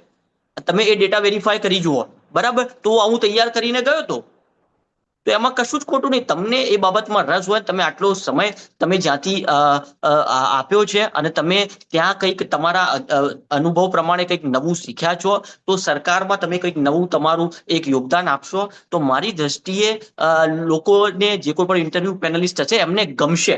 તમે જસ્ટિફાય કરશો, તમારું જે સાચું જે તમારું સ્ટેટમેન્ટ હોય તમે એને જસ્ટિફાય કરશો, તો મારી દ્રષ્ટિએ ચોક્કસપણે એમને ગમશે. આઈ હોપ કે તમને થોડો આઈડિયા આવ્યો હોય. કદાચ વધારે પણ કંઈ કન્ફ્યુઝન લાગે, જરૂર લાગે તો એની ટાઈમ તમે મને કોલ કે મેસેજ કરજો, હું પ્રયત્ન કરીશ ચોક્કસ. બીજો આ પ્રશ્ન છે કે યુપીએસસી જીપીએસસી માં ઘણા લોકો હોબી ના હોવા છતાં હોબી બનાવે છે, તો આ બાબત વિશે શું કહેવું? જો હું લગભગ બનાવટના ક્ષેત્રમાં બહુ માનતો નથી. તમને થોડો ઘણો પણ ઇન્ટરેસ્ટ હોય અને તમે એનો કંઈક ડેવલપ કરો અને એટલો આન્સર આપો, તો મારી દ્રષ્ટિએ ઓકે છે. તમને બિલકુલ આઈડિયા ના હોય અને તમે એવી હોબી બનાવો, તો એનાથી તમને મારી દ્રષ્ટિએ પછી તમે જે તૈયારી, જે ફરી એકવાર જે તમને તમારા જે બેકગ્રાઉન્ડ ઓપ્શનલ જે તમારો સબ્જેક્ટ હોય, અથવા તો જેનું તમારું બેકગ્રાઉન્ડ હોય, તમારું જે કરંટ અફેર્સ હોય, એવી બાબતોથી તમે છટકી અને તમે પાછું અનનેસેસરી બાબતો ઉપર ફોકસ તમે થઈ જાઓ, કે જેના ઉપર ક્વેશ્ચન આવે એવી કોઈ ગેરંટી છે જ નહીં, બરાબર. એટલે જો તમારી જોડે હોબી ન હોય, તમારો કોઈક વ્યવસ્થિત બાબતમાં કોઈક ઇન્ટરેસ્ટ હોય, કે કદાચ તમે ફ્રી હોય તો તમે કોઈક બાબત કરવામાં તમને પસંદ આવતી હોય, તો એવી કોઈક બાબત તમે કરી શકો. અને હોબી પણ એવી જ છે કે તમને કંઈ એના વિશે પણ બધી જ બાબતો જરૂરી હોય આવડવી એવી જરૂરી નથી. હોબી શું કામ જરૂરી છે એના વિશે આપણે ચર્ચા કરીએ. જે મારો અનુભવ છે કે હોબી તમારી કોઈક એટલા માટે હોવી જોઈએ કે હાલનું જે વાતાવરણ છે એમાં તમારે કદાચ વધારે કામકાજ હોય, તો તમે થોડા સ્ટ્રેસમાં તમે રહેતા હોય. તમે હોબી તમારી જો કોઈક હોય તો એ તમને મેન્ટલી અને ફિઝિકલી ફિટ રહેવામાં, કદાચ કામનું જે ભારણ હોય, સ્ટ્રેસ હોય, એને દૂર કરવામાં તમને ગુજરાતી નવલકથા રીડિંગ હોબી હોય તો કેવા ક્વેશ્ચન એક્સપેક્ટ કરી શક્યા. આ તો દિવ્યાંશ તમે વધારે સાહિત્ય, ગુજરાતી સાહિત્ય છે તો આપણે કંઈક કરી શકીએ, ચર્ચા કરીએ એના પર પણ. તો આપણે જે ચર્ચા કરતા હતા કે તમને સ્ટ્રેસ રિલીવ કરવામાં તમને મદદરૂપ થઈ શકે. ફિઝિકલ અને મેન્ટલી તમે જ્યારે ડ્રેઇન થઈ ગયા હોય તો તમારો મૂડ તમને સારો કરે, તમે વર્ક લાઈફ બેલેન્સ તમે સારી રીતે જાળવી શકો, એવી બાબતોમાં તમને હોબી કે તમારો ઇન્ટરેસ્ટ મદદરૂપ કરતો હોય છે. એટલે એવી કોઈક ને કોઈક બાબત તો ચોક્કસપણે હશે કે જે તમે કદાચ સ્ટ્રેસ હોય તો તમે શું કરતા હો, બરાબર. તો આવી કોઈ બાબતો તમે ઉલ્લેખ કરી શકો, એમાં કોઈ જ વાંધો નહીં, બરાબર. કોઈ જ એવું કોઈ ચિંતાનો વિષય નહીં. બહુ જ વધારે પડતી હોબી બનાવવા ના જશો. તમારો કોઈક રસ હોય તો એને તૈયાર કરો, એના ઉપર થોડા એક એક્સપેક્ટેડ ક્વેશ્ચનની તમે લિસ્ટ બનાવીને એની તૈયારી કરી શકો. બિલકુલ અનનેસેસરી રેન્ડમલી બધા માણસો કે આ સારી હોબી છે એટલે તમે એના પર હોબી બનાવવા જાઓ, તો એ મારી દ્રષ્ટિએ થોડું ફાયદાકારક નથી. નવલકથાનો કોઈ ક્વેશ્ચન પૂછ્યો હતો કે નવલકથા હોય તો કેવા ક્વેશ્ચન પૂછી શકાય, બરાબર. તો મારી દ્રષ્ટિએ જો જનરલી હું હાલ પેનલમાં હોઉં તો મને કેવા ક્વેશ્ચન મગજમાં આવે કે તમે કઈ નવલકથાઓ વાંચો છો, કેવી નવલકથાઓ તમને ગમે છે, હાલ તમે હાલ તમે નવલકથા લાસ્ટમાં કઈ વાંચી છે. તો આ બધી બાબતો ઉપરથી કોઈ કાઉન્ટર ક્વેશ્ચન આવે. પછી તમે કદાચ એને નવલકથાના ઇતિહાસમાં કેવી બાબતોમાં રસ હોય તો ભાઈ કે ભાઈ નવલકથા કેવી રીતે શરૂ થઈ, ગુજરાતી નવલકથા જે છે એનો ઇતિહાસ શું છે, ગુજરાતની સારી નવલકથાઓ જે છે એના વિશે તમે કંઈક જણાવો. નવલકથા તમને તમારા કોઈ પણ ક્ષેત્રનું તમે જે જોબ કરવાના છો, હાલ જે કરી રહ્યા છો અથવા તો નથી કરી રહ્યા, જે તમે કરવાના છો એના સંદર્ભમાં તમને શું મદદરૂપ થઈ શકે. તમે તમારું કોઈક એવું ફેવરેટ નવલકથા જે તમને તમારા વ્યક્તિત્વમાં કંઈક સુધારો કરવા માટે પ્રયત્ન મતલબ તમને માર્ગદર્શન કરતી હોય અથવા તો એડમિનિસ્ટ્રેશનમાં તમને હેલ્પફુલ થઈ શકે, કોઈક એવું પાત્ર જે તમારા મગજમાં હોય કે જે તમને વધારે આદર્શ છે અથવા તો પ્રેક્ટિકલ છે જે એડમિનિસ્ટ્રેશનમાં ફાયદારૂપ થઈ શકે. આવા કોઈ ક્વેશ્ચનો તમને આવી શકે, બરાબર. બિલકુલ એવું નથી કહેતો કે આવા જ ક્વેશ્ચન આવશે, એટલે એવું પણ ના કરતા કે આટલા જ પ્રકારના ક્વેશ્ચનની તૈયારી કરજો. પણ તમે આવા એક કોઈક રેન્ડમ ક્વેશ્ચન જે મને હાલ મગજમાં આવ્યા એવા તમે એક્સપેક્ટ કરી શકો. બીજું ખાસ એક બે ક્વેશ્ચન કદાચ આ બાબતમાં જ કોઈ કે નોટ મતલબ એક તો સર તમારી જો લિસ્ટ હોય તો. ડોક્ટર સાહેબ, તમારો જે પ્રશ્ન છે જે વોકિંગ ને હોબી કહી શકાય કે ના કહી શકાય સાહેબ, યુપીએસસી માટે? હા, તમે આવું તમે કઈ કહી શકો. આ એકચ્યુઅલી મેં પ્રેક્ટિકલી કર્યું હતું, બરાબર. કે ઘણી વખત એ લોકો મતલબ, અને હવે હું ખરેખર કહું તો બહુ આળસુ માણસ છું, બરાબર. મને બહુ કહેવાય ને કે બહુ કામકાજ કરવામાં રસ નથી. હું બહુ એવું માનતો નથી કે માણસ બહુ વધારે પડતું કામકાજ કરવા માટે બન્યો છે, બરાબર. તો એ મારી એક અલગ ચર્ચાનો વિષય છે. પણ તમારે કોઈક વખત તમને એવું લાગે કે ભાઈ તમે કઈ શું ફિઝિકલ એક્ટિવિટી કરો છો, બરાબર. તો મેં એવું કર્યું હતું કે ભાઈ હું વોકિંગ આઈ લાઈક મતલબ વોકિંગ, પણ હવે મને એ વખતે પણ એવો ટાઈમ નતો મળતો, અત્યારે પણ અમુક વખત ટાઈમ મળે. હું કોઈ વખત જ્યારે હું IIMC-માં હતો તો એની મારું સરસ કેમ્પસ હતું, બાજુમાં JNU હતું, તો હું ક્યારેક વોકિંગમાં જતો અને ઇન્ટરવ્યુ માટે પણ મને આ પૂછવામાં પણ આવ્યું હતું. તો વોકિંગ માટે મેં લખ્યું હતું, પણ એના સંદર્ભમાં તમારે એકચ્યુઅલી વોકિંગ કરવું પડશે. તમે વોકિંગ ક્યાં કરો છો એને કોઈ પણ બાબત છે ને એ તમે તમારા જીવનમાં તમે ઇમ્બાઇબ કરી લો. યાર, કોઈ પણ બાબત માત્ર રેન્ડમલી વાંચનથી તમે તૈયાર કરો તો એ વસ્તુ વાજબી. તમે એવું કહો વોકિંગ કરું છું અને તમે એના પ્રશ્નો તૈયાર કરો તો એ મારી દ્રષ્ટિએ ફાયદો નહીં થાય. તમે એકચ્યુઅલી વોકિંગ કરો. તમારે જે રોડ ઉપર તમને વોકિંગ કરતા હોય, જે સ્પીડથી તમે વોકિંગ કરતા હોય, જે ગાર્ડનમાં તમે જતા હોય, તમે એ દરમિયાન શું વિચારતા હો, શું તમે ઓબ્ઝર્વ કરો છો, બરાબર, કેટલો સમય વોકિંગ કરો છો, આ બધી બાબતો તમે પ્રેક્ટિકલી તમારા જો તમારા શરીરમાં તમે વણી લેશો ને તો તમે એના આન્સર આપી શકો. તમે કરી શકો કે ભાઈ હું સાહેબ વોકિંગ કરું છું, વોકિંગથી શું ફાયદા નુકસાન થાય એ તમે કહી શકો. તમે કોઈક માણસ એમ કહે કે ભાઈ રોડ ઉપર વોકિંગ કરું છું, રોડ ઉપર વોકિંગ કરવા માટે તમે બહુ વધારે વોકિંગ કરો તો પછી એના માટે તમે કેવા શૂઝ વાપરો છો, અમુક એની સરફેસ ઉપર કદાચ તમે વોકિંગ રનિંગથી કદાચ વધારે નુકસાન પણ થાય. તો આવી કોઈક બાબતો પણ તમે વિચારી શકો, બરાબર. એટલે જો તમે વોકિંગ કરતા હોય તો તમે ચોક્કસપણે કહી શકો. જો ન કરતા હોય તો તમે એ હોબી બનાવવાના હોય તો એ પ્રેક્ટિસ એની કરો. મારું બસ એ જ કહેવું છે. ડાયરી રાઇટિંગ ઉપર પણ છે કે ડાયરી રાઇટિંગ હોય તો કેવા ક્વેશ્ચન્સ પૂછી શકાય છે?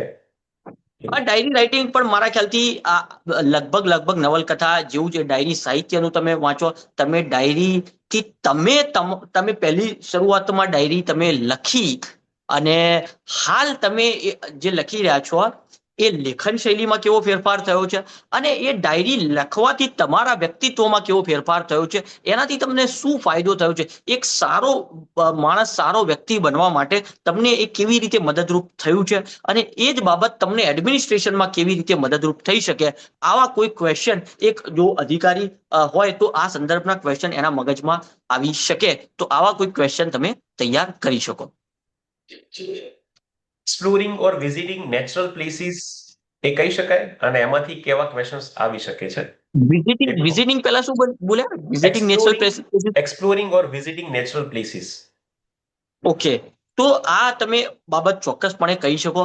તમે ક્યારે ક્યારે જાઓ છો, બરાબર, તમને આ સમય કેવી રીતે મળે છે, કેવી રીતે તમે તમારી જે જોબ અથવા તો તમારા ફેમિલી બધી બાબતો હોય એની સાથે આ બેલેન્સ કરીને કેવી રીતે ચાલો છો, એ તમે પ્રેક્ટિકલી જો જતા હોય તો આમાં કશો જ વાંધો નથી. તમે કહી શકો તમે લાસ્ટ તમે કયા નેચરલ પ્લેસ ઉપર ગયા, કયા કોઈ નેશનલ પાર્ક કે વાઇલ્ડ લાઈફ સેન્ચ્યુરીમાં ગયા, અથવા તો કયા કોઈ તળાવ ની પાસે ગયા, ત્યાં તમને શું ગમે છે, મતલબ ત્યાં તમે જતા હોવ તો તમે ત્યાંનું કોઈક ફ્લોરા ફોના જે કોઈ પણ એક્સપ્લોર કરતા હોય, બરાબર, તમને એવું લાગે કે કયા પ્લેસ ઉપર ગયા તો તમને એવું લાગ્યું કે ત્યાં પ્રદૂષણ વધારે છે, આવી કોઈક બાબતથી તમારે કેવી રીતે મતલબ આપણે એને દૂર કરી શકીએ, આવી કોઈક બાબતો ઉપર તમે ચોક્કસપણે તમારા જો વિચારો થોડા તૈયાર કરો તો મારી દ્રષ્ટિએ તમે આ ચોક્કસપણે કહી શકો, અને તમને આમાં જસ્ટિફાય પણ તમે જો કરતા હોય તો તમે કરી શકશો. બધા ક્વેશ્ચન જો દિવ્યાંશ તમે નોટ કરી શકો, કેમ કે હું વચ્ચે બોલતા કદાચ કોઈ નોટ નથી કરી શકતો, જો તમારી જોડે આવતા હોય તો મને કહેજો. એ મારા પાસે છે, એ આમાં લખેલા જ છે. એક સરસ મજાનો પ્રશ્ન આવ્યો છે કે લેટ્સ સે, જે ક્લાસિક ઇન્ટરવ્યુ ક્વેશ્ચન હતો એ જ પ્રશ્ન પૂછ્યો છે હર્ષભાઈએ, કે let's say you are running late for the interview and you see a lady met with an accident. What should you do? Okay, How should one answer this? Idealistic or practical? જુઓ, હંમેશા મારી દ્રષ્ટિએ તમે practical અમુક બાબતો ઉપર તમે કહીએ ને કે વ્યવહારિક આન્સર હોવો તમારો જરૂરી છે. હવે કોઈક મતલબ આવું કોઈક એક્સિડન્ટ તમે જોયું તો તમે તાત્કાલિક તમે 108 કે 100 નંબર પોલીસ ઉપર કે આપણે જસ્ટ એટલી જાણકારી ના આપી શકીએ, બરાબર, અને એ જતા જતા તમે પહોંચતા હો, બરાબર, કોઈ બીજા કોઈ આપણે ભારતમાં તો ઘણા બધા માણસો આપણને મળી જ જાય, તો તમે કોઈકને આ બાબત કે ભાઈ આ પ્રકારે આપણે પોલીસ સ્ટેશનમાં કે આવી કોઈક વાતચીત કરી છે અથવા તો 108 આવશે અમને પહોંચાડો, તમે જીપીએસસી ઉપર જ તમે ભવનમાં જ પહોંચો અને તમે જે કોઈક નોટ કે એવું બાબત કરી હોય કે ભાઈ આ કોઈ કમ્પ્લેન કે આ જગ્યાએ મેં કરી છે અને આ લેડી અહીંયા ત્યાં છે, તો જીપીએસસી કોઈક એના મદદ કરે. બધી જ જવાબદારી કઈ તમારા ઉપર જ હોય એવું થોડી છે, બધા એ પણ તો આપણા નાગરિકો છે ને, બરાબર, તમે પ્રેક્ટિકલી મદદરૂપ થવાનું છે ને, બરાબર, ત્યાં તમે એવું કહી શકો. બીજા કોઈક માણસોનો જે કોઈ પણ પરિસ્થિતિ હોય એના આધાર ઉપર તમે ડિસિઝન લઈશું, તમારે બધી જ વસ્તુઓ કરવાની છે, અને તેમ છતાં પણ તમે લેટ પહોંચ્યા છો તો તમારી જો બાબત સાચી છે એ તમારે જણાવવાની છે કે સાહેબ આવી આવી ઘટના થઈ છે, મેં આવો પ્રયત્ન કર્યો છે, બરાબર, અને એ સંદર્ભમાં હું થોડો લેટ પડ્યો છું તો મને ઇન્ટરવ્યુ આપવા દેવામાં આવે અથવા તો કોઈક રજૂઆત કરવામાં આવે. આવી બધી જ રજૂઆતો તમારી ચોક્કસપણે પૂરી થાય એવું પણ જરૂરી નથી, બરાબર, કદાચ જીપીએસસી ના પણ પાડી શકે, ખબર નથી, બરાબર, આપણે એવું કશું જ ના કહી શકીએ, પણ આપણે આપણો રોલ મતલબ આપણે સારી રીતે જસ્ટિફાય કરીને આપણે કહેવાનું છે. એ સમયે તમને જે યોગ્ય લાગ્યું, તમે જે કર્યું છે એને તમારે ત્યાં જસ્ટિફાય કરવાનું છે, બરાબર, અને સામાન્ય રીતે તમે આ પોલીસ કે એ કરવામાં તો તમે મારી દ્રષ્ટિએ એટલું તો તમે કરી જ શકો, બરાબર, બધું જ આપણે ના કરી શકીએ પણ કંઈક તો મદદ આપણે ચોક્કસપણે કરી જ શકીએ. Sir, I know movie analysis as a hobby. Will they say? આ question દિવ્યાંશ જો.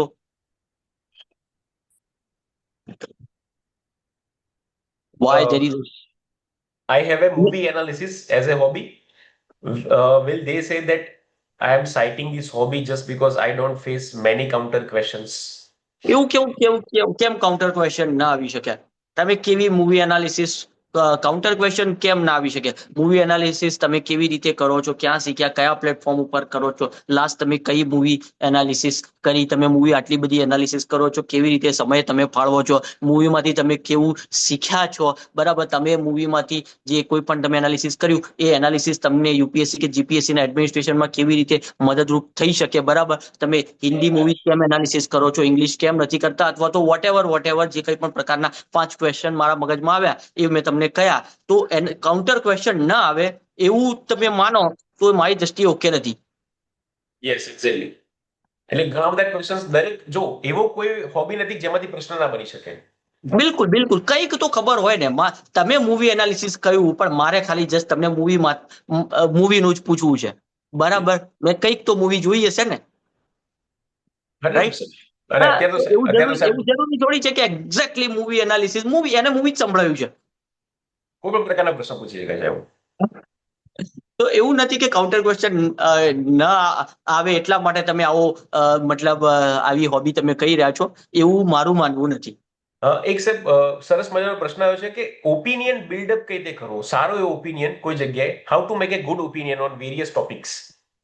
એક મતલબ બેઝિક જો તમારો ઓપિનિયન સારો કેવી રીતે હોય શકે કે તમે એ કોઈ પણ બાબત હોય એના આધાર ઉપર તમારું એક જે ફેક્ટ છે, મતલબ વેસ્ટ એશિયા ક્રાઇસિસ છે, તો એના ઉપર તમે ઓપિનિયન તમારે કોઈક આપવાનો હોય તો એ ઓપિનિયન તમને કોઈક સિચ્યુએશન બેઝડ કે એ સંદર્ભમાં કોઈ કે આમાં આપણે કોઈ તમને પૂછે ડિસ્કસ કરવાના સંદર્ભમાં, તો તમારો સારો ઓપિનિયન કેવી રીતે બની શકે કે ભાઈ એ ફેક્ટ ના આધાર ઉપર બેઝડ હોય કે ભાઈ ભારતની ફોરેન પોલિસી જે છે એ ફોરેન પોલિસીમાં હાલ જે તમે આન્સર આપી રહ્યા છો એ ક્યાં સેટ થાય છે, કેવી રીતે સેટ થાય છે, ભારતે જે આધિકારિક જે નિવેદનો આપ્યા છે એમાં ક્યાં સેટ થાય છે, અને એ બાબતોનું એક સારું કહેવાય કે તમે હવે આપણે તો અલગ અલગ ક્ષેત્રમાં 10 જગ્યાએ 10 માણસોએ કોઈક અલગ અલગ રીતે નિવેદન આપ્યા હશે, તો એ બધાને એક સારી ભાષામાં તમે સિન્થેસિસ કરી અને તમે 2, 5, 10 વાક્યોમાં 1-2 મિનિટમાં તમે એનો ક્રક્સ તમે સમજાવો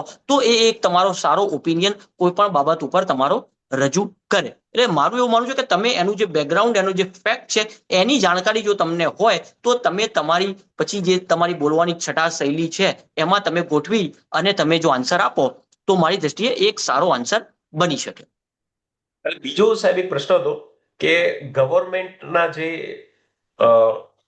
એક્ટ બનાવ્યો, ગવર્મેન્ટના જે પણ ઓપિનિયન છે એના સાથે તમારા ઓપિનિયન મેચ થવા જોઈએ કે તમારો કોઈ ડાયવર્સિફાઈડ અલગ પ્રકારનો કોઈ મત હોઈ શકે છે?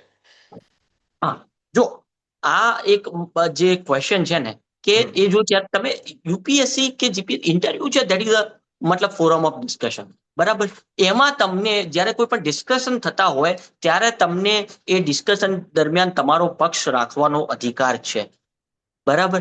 તમે જ્યારે હું પણ મતલબ મારે કોઈ કામના સંદર્ભમાં ડિસ્કશન મારા સિનિયર ઓફિસર સાથે પણ થતું હોય તો હું મારો પક્ષ એની અંદર રાખું, બરાબર. પણ પછી જ્યારે ફાઇનલ ડિસિઝન થઈ ગયું, બરાબર, ડિસિઝન આ લેવાઈ ગયું તો એ પછી એ જે ડિસિઝન છે એના આધાર ઉપર કામ કરવું એ મારી ફરજ છે. તો ચર્ચાની અંદર તમે તમારો ઓપિનિયન ચોક્કસપણે રાખી શકો. યુપીએસસી અને જીપીએસસીમાં પણ તમે એવું જ્યારે તમને પૂછવામાં આવે તો તમે એવું કહી શકો, કેમ કે તમે માની લો કે તમે જોબ નથી કરતા તો તમે એવું ચોક્કસપણે કહી શકો, અને જોબ કરતા દરમિયાન પણ તમે ચર્ચાના અંદર તમે કરી શકો. ફાઇનલ ડિસિઝન પછી એ જે ડિસિઝન થયું છે એના આધારે તમારે તમારું કાર્ય કરવાનું છે. એવું તમારે મતલબ એક આપણો નોર્મલ જે આપણી વ્યવસ્થા છે એ આપણે જો સમજીએ તો આ પ્રકારની ચર્ચાના આધારે આવો આન્સર તમે કંઈક આપી શકો.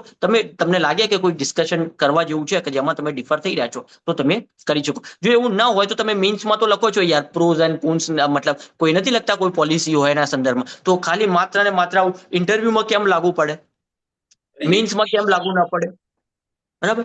એટલે એમાં તમને કોઈ બાબત લાગતી હોય અને તમને જે કોઈ બાબત લાગતી હોય તો એનો પણ કોઈ બેઝ હોવો જોઈએ. એ બિલકુલ કોઈ એવી રેન્ડમ બાબત ના હોવી જોઈએ, તમને લાગતી હોય એનો કોઈક આધાર હોવો જોઈએ, બરાબર.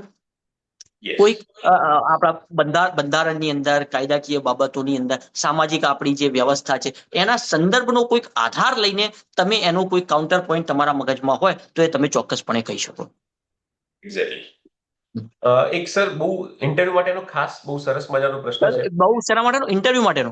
હા, ઇન્ટરવ્યુ માટેનો ખાસ ઓકે, કે ઓકે. એક સર કહેવાયું છે કે તમારા આન્સરનું આર્ટિક્યુલેશન કરતા શીખવાનું છે. ઓકે, તો આમાં થોડું જણાવી શકો છો કે તમારા એક્સપિરિયન્સ ઉપરથી કે કઈ રીતે આપણે આની પ્રેક્ટિસ કરી શકીએ આર્ટિક્યુલેશન માટેની? ઓકે. જો આર્ટિક્યુલેશન જે હવે આ બાબત છે એ તમારી જેમ રાઇટિંગ સ્કિલ છે એમાં આપણે જે પ્રમાણે પ્રેક્ટિસ કરીએ કે એ બહુ સાદી સરળ ભાષામાં હોય અને બહુ જ એવું ના લાગે કે તમે મૂળ મુદ્દાથી તમે ભટકી ગયા હોય, અને યોગ્ય શબ્દોની અંદર તમે જે પ્રમાણે લેખન શૈલી માટે તમે પ્રેક્ટિસ કરો છો એવી જ સ્કિલ તમારે તમારા ઇન્ટરવ્યુની બાબતમાં પણ કરવાની હોય. તમે એક જ ક્વેશ્ચનનો આન્સર મતલબ બહુ જ લાંબો 5-10 મિનિટ સુધી ન ખેંચી શકો ને. તમારે તમારા જેટલો સમય છે 1-2 મિનિટની અંદર એમાં તમારી જોડે જે એક જાણકારી છે એને તમે એ ફોરમને અનુરૂપ શબ્દોની સાથે જો તમે ઢાળવાની પ્રેક્ટિસ કરો, આ પ્રેક્ટિસ તમે વ્યક્તિગત રીતે તમારા મિત્રો સાથે ચર્ચા દરમિયાન પણ તમે કરી શકો. તમે તમારી મિરરની સામે તમે પ્રેક્ટિસ કરીને તમે પ્રેક્ટિસ કરી શકો. અને તમે જે આપણે મૂક ઇન્ટરવ્યુ તમે આપો છો એમાં પણ તમે આ પ્રકારની સ્કિલ તમે ડેવલપ કરી શકો કે ભાઈ તમે પહેલું મૂક ઇન્ટરવ્યુ આપ્યું, કદાચ તમે જે પ્રમાણે આર્ટિક્યુલેશન કરવા માંગતા હતા એવું આર્ટિક્યુલેશન તમે ન કરી શક્યા, બરાબર? તો તમે ઘરે આવો અને તમે જે આર્ટિક્યુલેશન કરવા માંગતા હતા એના વિશે ચિંતન મનન કરો અને નેક્સ્ટ ઇન્ટરવ્યુમાં મૂક ઇન્ટરવ્યુમાં જાઓ ત્યારે તમે એ આર્ટિક્યુલેશન કેટલું કરી શક્યા છો એનું ફરી જજમેન્ટ બીજા મૂક ઇન્ટરવ્યુ પછી લો, બરાબર? માત્ર ને માત્ર ત્યાંના જે પેનલિસ્ટે તમને જે કહ્યું છે કે તમે આ તૈયારી કરો, આ વસ્તુ વાંચો, એટલું ન કરશો, પણ તમે તમારું પોતાનું એનાલિસિસ સૌથી વધારે કરો. મારું એવું માનવું છે કે કદાચ મૂક ઇન્ટરવ્યુમાં તમે એવું કરી શકો 80% તમે એનાલિસિસ તમે પોતે કરો અને 20% એ જે માણસો પેનલિસ્ટ એક્સપર્ટ છે એનો તમે મતલબ જે આન્સર છે એનો લાભ લો. આ કોઈ મતલબ ફાઇનલ નથી 80-20, એક જનરલ બાબત કરી રહ્યો છું. દરેક માટે અલગ અલગ હોઈ શકે. મેં એવો કોઈ ડેટા નથી કાઢ્યો, જસ્ટ જાણકારી માટે સમજાવવા માટે આવો પ્રયત્ન કર્યો છે. એક્ઝેક્ટલી. ઘણીવાર જે કરપ્શનના પ્રશ્નો જે પૂછાય છે એમાં પ્રશ્ન પૂછાય છે કે તમારા મત પ્રમાણે ગવર્મેન્ટ ઓફિસમાં કરપ્શન થાય છે? આવા પ્રકારના પ્રશ્ન પૂછાય તો શું જવાબ આપી શકાય? તમારા મત તમે એ તો ફેક્ટ છે ને. તમે આજનું કાલનું પેપર કાઢો, બરાબર? તો એમાં કોઈકનો કોઈ કરપ્શનનો કિસ્સો આપણા આખા ભારતમાં ક્યાંક ના ક્યાંક હોઈ શકે. તો તમે એમાં ના તો કહી જ ના શકો ને. ફેક્ટ છે, મતની કોઈ વાત જ નથી, ફેક્ટ છે, બરાબર? થતું જ હોય.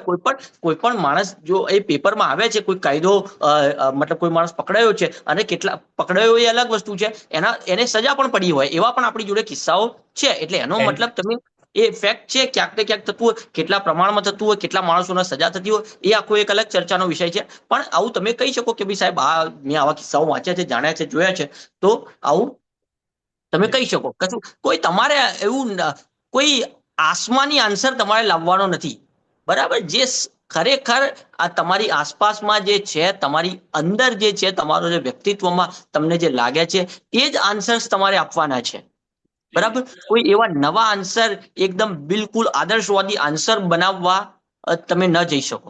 પ્રેક્ટિકલ સોલ્યુશન તમારે લાવવાના છે, બરાબર? તમે યુપીએસસી કે જીપીએસસી પાસ કરીને કોઈ પણ પદ ઉપર હોય તો તમારી જોડે જ્યારે જે કોઈ પ્રશ્નો આવશે, બરાબર, અને તમે પછી એના કોઈક એવા આન્સર આપો જે હાલ પ્રેક્ટિકલ જ ના હોય, જે કદાચ 100 વર્ષ પછી કોઈક અલગ પ્રકારની આપણી જોડે વ્યવસ્થા હોય અને એમાં મતલબ ફળીભૂત થઈ શકે, તો એનો કોઈ અર્થ નથી. તમારી જોડે હાલ જે સમયમાં જે રિસોર્સિસ છે, જે વ્યવસ્થા છે, એમાં તમે જે લોકો આવ્યા છે તમારા અરજદાર, એમની સમસ્યાનું કેવી રીતે સમાધાન કરી શકો છો એનો એક પ્રેક્ટિકલ તમારે સોલ્યુશન તમારે લાવવાનું હોય છે, બરાબર? એટલે એ પ્રકારના આન્સર આપવાનો પ્રયત્ન કરશો તો કદાચ મારી દ્રષ્ટિએ સામેવાળા પેનલિસ્ટે વધારે ગમશે. જેમ કે બીજો એક પ્રશ્ન પૂછ્યો છે કે ડીસી ડીવાયએસપી તમે બની જાવ છો તો પહેલા કયા કામ કરશો? આવો પ્રશ્ન પૂછાય છે. તો આના અંદર બી જેમ તમે કીધું એ પ્રમાણે પહેલા તમે કયા કામ કરશો? તમને જે કામ સોંપવામાં આવશે એ તમે કામ કરશો, બરાબર? તમે પહેલા તો તમે એની ટ્રેનિંગમાં જશો, બરાબર? તમને તમારા શું કામ છે એ તમને શીખવવામાં આવશે. તમે એવું નથી કે તમે કોઈ ડીસી કે ડીવાયએસપી બની ગયા એટલે તમે બધા જ કામ કરી શકો. તમે એક વ્યવસ્થા સાથે બંધાયેલા છો અને એ વ્યવસ્થામાં તમને કેટલીક જવાબદારી આપવામાં આવે છે. એ જવાબદારીનું તમારે વહન કરવાનું છે અને એ જવાબદારીનું વહન કરવા દરમિયાન તમને જે કોઈ પણ બાબતોમાં કોઈક રસ હોય તો એ બાબતો, એ પ્રશ્નો તમારા ક્ષેત્રમાં હોય, તમને શિક્ષણમાં રસ હોય તો શિક્ષણના પ્રશ્નો તમારા ક્ષેત્રમાં જે હોય તો તમે તમારો એક્સ્ટ્રા સમય કાઢી અને એ દરમિયાન જે સરકારની પોલિસી છે એનો તમે કેવી રીતે વધારે સારો ઉપયોગ કરી અને એ લોકો સુધી ફાયદો પહોંચાડી શકો, એવો કોઈક તમે પ્રયત્ન કરો તો એ તમારા એક એક્સ્ટ્રા કામની અંદર, એક્સ્ટ્રા તો મતલબ કહેવું ન કહેવું એ અલગ વસ્તુ છે, પણ એ તમારું એક રસનો જે વિષય છે એનું તમે કંઈક કામ કરી રહ્યા છો એવું કહી શકાય. પહેલા કયા કામ કરશો એનો કોઈ તમને જે સોંપવામાં આવશે એ કામ કરશો, તમે કામને શીખશો, બરાબર? આવી કંઈક બાબતો સમજો. એક જે પારંપરિક પ્રશ્ન આવ્યો છે કે તમારો ઉપરી અધિકારી ભ્રષ્ટાચાર કરે છે તો તમે શું કરશો? તમારો ઉપરી અધિકારી ભ્રષ્ટાચાર કરે છે તો તમે શું કરશો? તમારે શું કરવું છે એ તમારે આમાં મતલબ અગર ચર્ચા કરો. તમે જ્યારે ટ્રેનિંગમાં હોવ, બરાબર, તો તમે ટ્રેનિંગમાં હોવ, એ જ વ્યક્તિ સાથે તમારી ટ્રેનિંગ પાસ કરવાની છે, તમારે એ જ વ્યક્તિ તમારો અપાર લખવાના છે, તમે કન્ફર્મ નથી, બરાબર, અને તમે પણ મતલબ એકદમ 100% શ્યોર છો કે નહીં એવી આપણને કોઈ જાણકારી નથી, બરાબર. તો તમારે કેવી રીતે ડિસિઝન લેવું એ તમારે નક્કી કરવું પડે. તમે કોઈક વિસલ બ્લોઅર બની શકો, તમે પીડીપી રેઝોલ્યુશન જે છે આપણું, બરાબર, એના સંદર્ભમાં તમે સીવીસી ને લેટર લખી શકો, તમારા ઉપરી અધિકારીને એક પ્રોપર ચેનલથી તમે કોઈક બાબતની જાણકારી આપી શકો. હંમેશા સરકારમાં પ્રોપર ચેનલનું બહુ જ મહત્વ છે. તમારા જે કોઈ પણ મતલબ ગ્રીવાન્સ હોય તો તમે એને એક પ્રોપર ચેનલથી સોલ્વ કરવાનો પ્રયત્ન કરી શકો, બરાબર. તો તમે હંમેશા એની અંદર તમને ફાયદો રહે. મારા એક જુનિયર અધિકારી હતા, તો અમારી વચ્ચે અમારું બહુ કામનું કંઈક ભારણ થોડું વધારે હતું, બરાબર. તો એ માણસ કામના સંદર્ભમાં થોડો મતલબ ફ્રસ્ટ્રેટ થઈ ગયો. રાત્રે મોડા સુધી કામકાજ ચાલુ. તો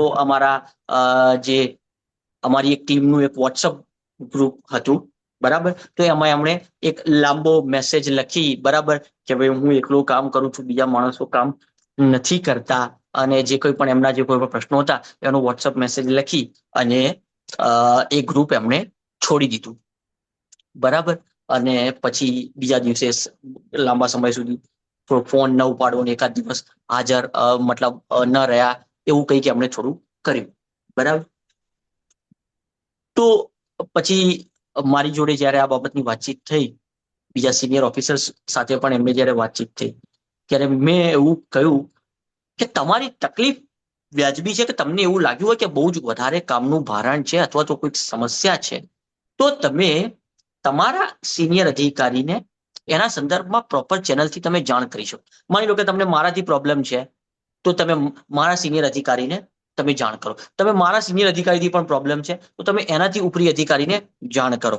એક પ્રોપર તમે એમને મતલબ ઇન પર્સન અથવા તો લેખિતમાં તમે એમને જાણ કરો કે સાહેબ આવા પ્રકારની ફરિયાદ છે, તો મને થોડા કાં તો અમને વધારે સ્ટાફ મળે અથવા જે કોઈ પણ તમારી જે કંઈ પણ પ્રમાણે લાગતું હોય કે આ બાબતથી આ પ્રશ્નો સોલ્વ થશે, એ તમે એની અંદર કહી શકો કે કાં તો મારી ટ્રાન્સફર કરવામાં આવે કે જે કોઈ પણ તમને લાગે. તો આ બાબતો પ્રોપર ચેનલથી જો એ માણસે કર્યું હોય તો એમાં એ કશું ખોટું નથી. એ માણસે જ્યારે વોટ્સઅપ મેસેજમાં આવી બાબત લખી, બરાબર, તો શું થયું કે પછી સાહેબે એને ટ્રાન્સફર કરવા માટે એ વોટ્સઅપ મેસેજનો સ્ક્રીનશોટ લઈ અને બીજી જે અમારા કામનું ભારણ છે, બરાબર, અને એ સંદર્ભની એક એડમિનમાં એક એમને એમના તરફથી રિક્વેસ્ટ મોકલી. હવે એનાથી થાય શું કે જે મૂળ મુદ્દો હતો કે ભાઈ કામનું ભારણ છે એ તો ક્યાંક સાઈડ ઉપર રહી ગયો, અને પેલો બિચારો માણસ જે છે એને જે આ પ્રકારે કર્યું એના લીધે એ માણસ લગભગ મતલબ બધી જગ્યાએ બદનામ થઈ ગયો કે આ માણસે આવી રીતે આ પ્રકારે મેસેજ કર્યો એટલે કામ નથી કરતો, અને બીજું અલગ અલગ જે કોઈ પણ બાબતો જેને જે પ્રકારે વાતો સાંભળી હોય એ પ્રમાણે વાત કરવા લાગી. અને આનાથી ઉલટું જો કદાચ તમે વ્યવસ્થિત રીતે પ્રોપર ચેનલથી વાત કરી હોય તો એમાં તમારો સિનિયર અધિકારી પણ તમને જનરલી તમને કે યાર કામ છે, કોઈક વખત કામ તમને સમજાવવાનો તો એટલીસ્ટ પ્રયત્ન કરે ને કે કોઈક વખત કામ હોય છે, કોઈ વખત કદાચ કામ ઓછું પણ હોય, કોઈક સમિટ આવ્યું હોય અથવા તો કોઈ કાર્યક્રમ આવ્યો હોય તો કામ વધારે પણ હોય, બરાબર. એટલે હંમેશા કોઈ પણ બાબત હોય તો એ પ્રોપર ચેનલથી તમે સોલ્વ કરો. એ કરપ્શનનો મુદ્દો હોય કે કોઈ અન્ય મુદ્દો હોય તો મારી દ્રષ્ટિએ એ તમે એને જસ્ટિફાય કરી શકો. આઈ હોપ થોડો ઘણો આન્સર તમને મળ્યો હશે. યસ. હોબી મેન્શન કરવી મેન્ડેટરી છે? બિલકુલ મેન્ડેટરી નથી. તમારી જોડે જો હોબી હોય તો તમે લખો. તમારી જોડે તમને એવું લાગતું હોય કે મારી જોડે ખરેખર કોઈ હોબી નથી તો બનાવવાની જરૂર નથી. કોઈ માણસને પછી એના પર કોઈ ક્વેશ્ચન પૂછવા હશે તો કદાચ એવું પૂછે તમારી જોડે બિલકુલ કોઈ હોબી નથી, બરાબર, તો તમે બિલકુલ ફ્રી હોય અથવા તમે કંટાળ્યા હોય તો તમે શું કરો એવું કોઈ પૂછી શકે, બરાબર. અને પછી તમે તમારી જોડે એ બાબતના કોઈક આન્સર હોય તો તમને એના ઉપર વધારે કાઉન્ટર ક્વેશ્ચન પૂછે. કંઈક તો બાબત ગમતી હોય, બરાબર, પણ કદાચ તમને ન ખબર હોય કે મને આ બાબતો કદાચ મારી હોબીમાં ગણના થઈ શકે કે નહીં, તો કોઈક વખત એ સિનિયર જે કોઈ પણ આપણા પેનલિસ્ટ હોય એ તમને આવી રીતે એના જો અનુકૂળ લાગે તો એ પૂછી શકે. અને ક્યાંક ને ક્યાંક કોઈક બાબત તમે કહેશો જ તો એના ઉપરથી એનો કાઉન્ટર ક્વેશ્ચન બનાવી શકાય, બરાબર. બહુ જ કોઈ Yes. ના હોય તો હોબી બનાવશો નહીં મારી દ્રષ્ટિએ.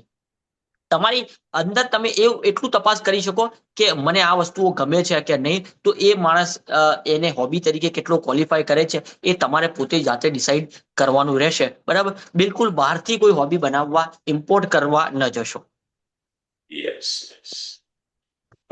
બીજો છે કે ડીસી ડીવાયએસપી તરીકે એટલે કે એક અધિકારી તરીકે વર્ક લાઈફ બેલેન્સ તમે કઈ રીતે કરશો? આ સૌથી અગત્યનો પ્રશ્ન હોય છે. બિલકુલ બિલકુલ. જો વર્ક લાઈફ બેલેન્સ જે છે, એક જે હોબી છે એ તમારી અંદર એક સારી વસ્તુ છે કે જે તમને રિલેક્સ કરવામાં મદદ કરે છે. બીજી એક બાબત છે કે અમુક વખત તમારી જોડે કામનું ભારણ વધારે હોવાનું, બરાબર, કોઈક વખત તમારી જોડે કામ થોડું ઓછું હોવાનું, બરાબર. તો એ વખતે અથવા તો તમારે જ્યારે રજા હોય ત્યારે તમને જે કોઈ પણ બાબતોમાં રસ હોય એ બાબત તમે કરો. તમે મૂવીઝ જુઓ, તમે વેબ સિરીઝ જુઓ, તમે ક્રિકેટ કે ફૂટબોલ કે વોલીબોલ જે કોઈ પણ બાબત તમને it's your choice to have to defend. Note કરજો જરા જે કંઈ પણ પૂછ્યું છે. Yes yes. તો તમે ક્યાંક ફરવા જઈ શકો ફેમિલી સાથે, બરાબર. તો આ બધી બાબતો તમે કરી શકો. અને હંમેશા એક બાબત યાદ રાખો કે સામાન્ય રીતે તમે અલગ અલગ રોલમાં તમારે હંમેશા રહેવાનું છે, બરાબર. તમે તમારા ઘરે તમે એક પુત્ર પુત્રી અથવા તો પતિ પત્ની ભાઈ બહેન છો. ઓફિસમાં તમે કોઈ જુનિયર અધિકારી સિનિયર અધિકારી છો, બરાબર. તો તમે જે જગ્યાએ છો તો એ રોલ તમારો પ્રાઇમરી રોલ હોવો જોઈએ, બરાબર. ઓફિસમાં છો તો ઓફિસની કામગીરી છે એ મેક્સિમમ તમારું ધ્યાન એના ઉપર હોવું જોઈએ. ઘરે તમે આવ્યા છો તો પરિવાર ઉપર તમારું મેક્સિમમ ધ્યાન હોવું જોઈએ. એ દરમિયાન તમારી જોડે કોઈ ઓફિસનો ફોન આવ્યો હોય તો તમે એને હેન્ડલ જે કોઈ પણ એની અર્જન્સી હોય એ પ્રમાણે તમે એને હેન્ડલ કરો. બાકી એનું જે ટેન્શન છે એ ઓફિસના કામ દરમિયાન ત્યાં મૂકીને આવો. એ રોલ મેક્સિમમ ત્યાં મૂકીને આવો અને ઘરમાં આવો ત્યારે તમારો ઘરનો જે મુખ્ય રોલ છે એને તમે અપનાવો. આ બધી બાબતો તમે એના ઉપર જો પ્રેક્ટિસ કરશો તો મારી દ્રષ્ટિએ તમે તમારું જે વર્ક લાઈફ બેલેન્સ છે એને થોડું જાળવી શકશો. આવી બધી બાબતોનો કોઈ સ્પષ્ટ આન્સર ન હોઈ શકે, પણ આવો જે મેં તમને આન્સર આપ્યો એવો કોઈક આન્સર તમે તમારા વ્યક્તિત્વ પ્રમાણે ઉપયોગમાં લઈ શકો. આઈ હોપ થોડો ઘણો આઈડિયા આવ્યો હશે. કોઈ કાઉન્ટર ક્વેશ્ચન હોય તો આના ઉપર પણ કહી શકો. એક સરજી પ્રશ્ન આવ્યો છે જેમાં આપણે શરૂઆતમાં વાત કરી કે ભાઈ ગ્રીનિંગ મિથ છે, એટલે એમનો પ્રશ્ન છે કે રેપિડ ફાયર કાઉન્ટર ક્વેશ્ચન્સ પૂછવામાં આવે છે અને રેપિડ ફાયર એટલે કેવા, મતલબ શું? અને sometimes they don't even let finish the answers. ખાસ કરીને હસમુખ પટેલ સાહેબ છે તમને જવાબ આપવાનો પણ ટાઈમ આપતા નથી. તો આમાં એ લોકો શું ટેસ્ટ કરવા માંગે છે?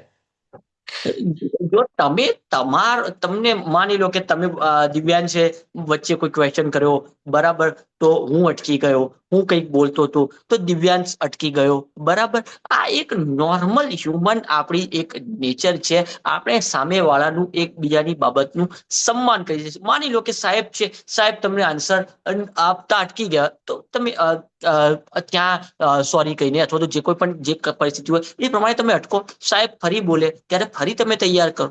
તમે મતલબ એક તમારું હ્યુમન નેચર છે, સામાન્ય નેચર છે કે આપણે આપણા વડીલો જો કદાચ બોલતા હોય તો વચ્ચે એમને ન ટોકીએ, બરાબર. વડીલ કંઈક કહે તો આપણે એને શાંતિથી સાંભળીએ, પછી આપણો જ્યારે સમય આવે ત્યારે આપણે એને આન્સર આપીએ. હ્યુમન નેચરનું અન્ડરસ્ટેન્ડિંગ જે છે ને એ મારી દ્રષ્ટિએ સૌથી વધારે ઇમ્પોર્ટન્ટ છે. તમે અત્યારે અભ્યાસ કરી રહ્યા હોય, તમે જ્યારે કામ કરી રહ્યા હો, કોઈ પણ બાબતમાં હ્યુમન નેચરના અન્ડરસ્ટેન્ડિંગથી વધારે મતલબ મોટી સ્કિલ કોઈ પણ કામમાં કોઈ નથી.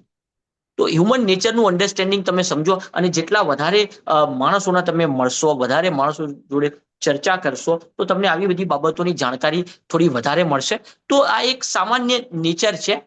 સાહેબ જો એવું લાગે, અને મેં એવા પણ કિસ્સા સાંભળ્યા છે કે કોઈ જગ્યાએ હોય તમે બોલતા હોય તો સાહેબ તમને કહે છે ઓકે ચલો તમે પહેલા બોલી લો, બરાબર. તો એ પણ એમની વિનમ્રતા જ છે. એનાથી કોઈ જ એવી કોઈ બાબત નક્કી નહીં થઈ જતી કે તમારા માર્ક્સ વધારે મૂકી દેશે અથવા તો ખોટા મૂકી દેશે. તમને તમારું માની લો કે રેપિડ ફાયર કર્યું અને તમને ક્વેશ્ચન નથી આવડ્યા અથવા તો ગ્રીલિંગ કર્યું અને તમે ક્વેશ્ચન નથી આવડ્યા તો તમારા ઓછા માર્ક્સ આવી જશે અને તમે બહુ જ વધારે આન્સર સારા આપી દીધા તમારી દ્રષ્ટિએ અથવા તો બધા જ ક્વેશ્ચનના આન્સર આપી દીધા તો તમારા માર્ક્સ વધારે સારા આવી જશે. એવું કશું જ નથી. માર્ક્સને એને કોઈ જ લેવા દેવા નથી, બરાબર. એટલે એવું આપણે ડિસાઈડ ન કરી શકીએ કે ભાઈ બહુ જ સારા માર્ક્સ આવી જશે અથવા તો બહુ જ ખરાબ માર્ક્સ આવી જશે. એક નોર્મલ હ્યુમન નેચરને અન્ડરસ્ટેન્ડ કરી અને એ પ્રકારે તમે આન્સર આપો. આપણે જે પ્રમાણે ચર્ચા કરી રહ્યા છે, તમે મને કોઈ ક્વેશ્ચન પૂછી રહ્યા છો તો હું એનો એક કંઈક આન્સર આપવાનો પ્રયત્ન કરી રહ્યો છું. તમે કોઈક એવો ક્વેશ્ચન પૂછશો જે મને નથી આવડતો તો હું એમ કહીશ કે મને આ ક્વેશ્ચન ખ્યાલ નથી પણ હું તપાસ કરવાનો પ્રયત્ન કરીશ. આ જ પ્રકારની નોર્મલ ચર્ચાઓ તમારે ઇન્ટરવ્યુમાં કરવાની છે. એવી બાબત, એવા એટીટ્યુડ, એવી તૈયારી સાથે તમે જાઓ તો કદાચ તમે વધારે રિલેક્સ રહેશો અને વધારે કોન્ફિડન્ટલી આન્સર આપી શકશો. સર, એક કોમન પ્રશ્ન છે ખાસ કરીને જીપીએસસી ના કન્ટેક્સના અંદર કે ડીસી અને ડીવાયએસપી ની જે ક્લાસ 1 ની પોસ્ટ હોય છે તો ઘણીવાર તમે ડીવાયએસપી ચૂઝ કરો છો તો પ્રશ્ન થાય કે ભાઈ ડીવાયએસપી ડીસી પહેલા કેમ, અને કદાચ તમે ડીસી ચૂઝ કરો છો તો પ્રશ્ન થાય કે ભાઈ તમે કેમ ડીવાયએસપી ચૂઝ નથી કરી, ડીસી ચૂઝ કરી છે. તો આની અંદર કઈ રીતે તમે તમારી ચોઇસીસ છે એને ડિફેન્ડ કરશો? યુપીએસસી નું કદાચ કોઈએ ફોર્મ ભર્યું હોય ને તો યુપીએસસી ની જે અલગ અલગ 15-20 જે આપણે સર્વિસીસ હોય ને એની ઉપર એક નોટ લખેલી હોય છે કે પ્રેફરન્સ આપવાનો જે સમય હોય એમાં એવું લખેલું હોય છે કે ભાઈ સરકાર જે છે ને એ આ બધી જે સેવાઓ છે એમાં વ્યક્તિગત રીતે કોઈ ભેદભાવ કરતી નથી. મતલબ સરકારની દ્રષ્ટિએ એવું નથી કે આ સર્વિસ સૌથી વધારે સારી છે અથવા તો આ સર્વિસ તમે ઓછી સારી છે અથવા તો આ સર્વિસ મિડલમાં છે. આ તમારી અનુકૂળતા અને આપણે એક વ્યવસ્થા જે બનાવેલી છે. દરેક પ્રકારના માણસોની તો આપણે જરૂર છે ને. આપણે ડીસી ની પણ જરૂર છે, ડીવાયએસપી ની પણ જરૂર છે, ડોક્ટર, પ્રોફેસર, ટીચર્સ બધા જ માણસોની જરૂર છે. પણ તમારા ઇન્ટરેસ્ટ પ્રમાણે તમને આ બાબતમાં કામ કરવામાં વધારે અનુકૂળ લાગે છે. મારો આ એક પ્રકારનો ઝુકાવ વધારે છે એટલે હું આ પ્રકારની સર્વિસ પહેલી પસંદ કરું છું, બરાબર. પણ એવું નથી કે આ સર્વિસ કોઈ ઊંચી છે અથવા તો નીચી છે. અને એ પ્રકારે જે કોઈ પણ તમને ક્વેશ્ચન પૂછે, તમને ડીસી હોય તો તમને કદાચ એડમિનિસ્ટ્રેશનની કોઈ ફિલ્ડમાં કદાચ વધારે રસ લાગતો હોય તો તમે એ કહો. કોઈક માણસને કદાચ બોડી બિલ્ડિંગ કે એવી કોઈ બાબતોમાં રસ હોય તો કદાચ એમને ડીવાયએસપીમાં વધારે રસ લાગતો હોય. કોઈ પોલિસિંગ જેવા લો એન્ડ ઓર્ડર વાળા નેચરમાં એમને વધારે ઇન્ટરેસ્ટ હોય તો એવો તમે તમારું પ્રેફરન્સ આપો. તો એમાં કશું જ ખોટું નથી. એવું નહીં થઈ જાય કે તમે ડીસી પહેલા આપ્યું અથવા તો ડીવાયએસપી પહેલા આપ્યું તો એ માણસને એવું લાગશે કેમ આને આ પહેલા આપ્યું છે ને કેમ આ બીજું આપ્યું છે, બરાબર. એવું સામાન્ય રીતે મતલબ મારી દ્રષ્ટિએ થતું નથી. તમે તમારી જે અનુકૂળતાઓ છે એને તમે જસ્ટિફાય કરો.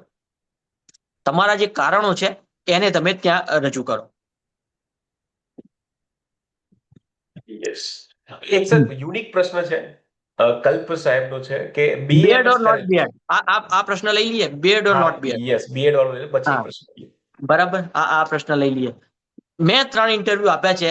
હું 3 ઇન્ટરવ્યુમાં આ જ પ્રકારે ગયો છું, બરાબર. 3 ઇન્ટરવ્યુમાં આ જ પ્રકારે ગયો છું. મેં 2 મોક આપ્યા હતા સ્પીપામાં, બરાબર. મારું જયારે પહેલા ઇન્ટરવ્યુ હતું એ વખતે 2 મોક આપ્યા હતા સ્પીપામાં. એ સિવાય મેં ક્યારેય મોક આપ્યા નથી. તો એ 2 મોકમાં પણ હું આ પ્રકારે ગયો હતો અને બંને મોકમાં મને ક્યારેય એવું નથી કહ્યું કે તમે બીએડ લઈને જવાના છો અથવા તો રિમૂવ કરીને જવાના છો અથવા તો તમે રિમૂવ કરો. એવું મને ક્યારેય કહ્યું નથી.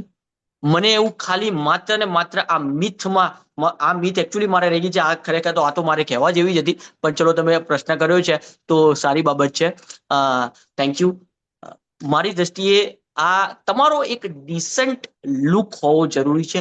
એક ઓફિસર લાઇક પર્સનાલિટી હોવી જરૂરી છે. જો તમે બીએડ વ્યવસ્થિત રીતે વેલ ગ્રૂમ કરીને તમે ગયા હોય તો કોઈ જ વાંધો આવતો નથી.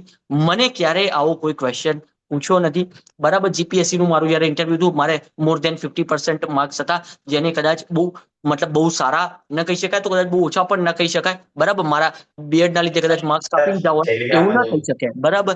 એના પછી હું મસૂરી લબાસનામાં ઇન્ટરવ્યુમાં ગયો છું, બરાબર. એ દરમિયાન પણ મને એવું નથી કહ્યું કે તમે તમારો જ્યાં ઓફિશિયલ આપણી ટ્રેનિંગ થઈ રહી છે બરાબર. મારી બીએડ રિમૂવ કરવા માટે મને ક્યારેય કહેવામાં આવ્યું નથી. અલગ અલગ ટ્રેનિંગ ઇન્સ્ટિટ્યૂટમાં હું ગયો છું. હાલ હું ઓફિસમાં કામ પણ કરી રહ્યો છું. બરાબર. મારો એક ડિસેન્ટ લુક હોય એ જરૂરી છે, એક ઓફિસર લાઈક લુક હોય એ જરૂરી છે. પણ બીએડ તમે ન જ રાખો અથવા તો ક્લીન શેવ કરો એ જ પરફેક્ટ લુક છે એવું કહેવું મતલબ મારી દ્રષ્ટિએ હાલના સમય પ્રમાણે યોગ્ય નથી. તમને જો તમને લાગતું હોય કે તમે બીએડ સાથે કોન્ફિડન્ટ રહી શકશો તો તમે જઈ શકો. બરાબર. પણ એક વેલ ગ્રૂમ તમારો લુક હોવો જરૂરી છે. Descent officer like quality, officer like look હોવો જરૂરી છે. આઈ હોપ હર્ષભાઈ હતા કદાચ તમને આન્સર મળ્યો છે. કદાચ કોઈ કાઉન્ટર ક્વેશ્ચન કે એવું કંઈ લાગે તો ચોક્કસ કહી શકો. બીજો એક સાહેબ પ્રશ્ન છે કે બીએમએસ ના અંદર ગ્રેજ્યુએશન કરેલું છે અને અત્યારે આયુર્વેદિક, બીએમએસ આયુર્વેદિક, રાઈટ? હા યસ આયુર્વેદ ના અંદર અને અત્યારે ક્લેરિકલ કેડરમાં જોબ કરે છે. ઓકે તો આને કઈ રીતે જસ્ટિફાય કરવાનું કે પછી તમે એક બાજુ આયુર્વેદ કર્યું છે ને હવે તમે ક્લાર્કના પોસ્ટ ઉપર કામ કરી રહ્યા છો, તો જસ્ટિફિકેશન કેવી આપશો? તો હવે મતલબ એ જસ્ટિફાય તો એમણે જ કરવું પડશે કે કાં તો એમને આયુર્વેદમાં રસ ઓછો છે, આયુર્વેદમાં એમને જ્યાં જોઈએ ત્યાં જોબ નથી મળતી, જેવી જોઈએ એ પ્રકારે જોબ નથી મળતી, એમાં એટલું મતલબ તમારું પગાર નથી. બરાબર. વોટ એવર જે કોઈ પણ કારણ હોય એ તમે રજૂ કરી શકો. તમને એવું લાગે છે કે તમે એ આયુર્વેદ કરતા ક્લાર્ક તરીકે કામ કરી અને તમે વ્યક્તિગત રીતે તમને, તમારા પરિવારને અને સમાજને વધારે મદદરૂપ થઈ શકો એવું તમને લાગતું હોય તો તમે એ પ્રકારે આન્સર આપી શકો. તમે એવું લાગતું હોય કે હું આ તૈયારી કરવામાં well trimmed look do for me એવું કંઈક મને સંભળાયું. બરાબર. ચલો wish you all the best હર્ષભાઈ. તેમ છતાં પણ એમાં કોઈ ક્વેશ્ચન હોય તો મને કહેજો. તો આપણે જે વાત કરતા હતા આયુર્વેદની મતલબ કે ક્લેરિકલ જોબ કરો છો તમે તો ક્લેરિકલ જોબની અંદર તમે વધારે સારું તમને કરી શકો ફાઇનલ છો. ત્યાં કેટલો ફાયદો થઈ શકે એવી જો તમારી તૈયારી હોય, બરાબર, તો એ તમે જસ્ટિફાય કરવા માટે એ બાબતનો પણ તમે ઉપયોગ કરી શકો. બસ મારો બેઝિક ફંડા દરેક બાબતમાં એ છે કે તમને ઓરિજિનલ જે કારણ લાગે છે એના ઉપર સ્ટિક રહો. બરાબર. એને તમે જસ્ટિફાય સોરી કોઈ કહ્યું કઈ?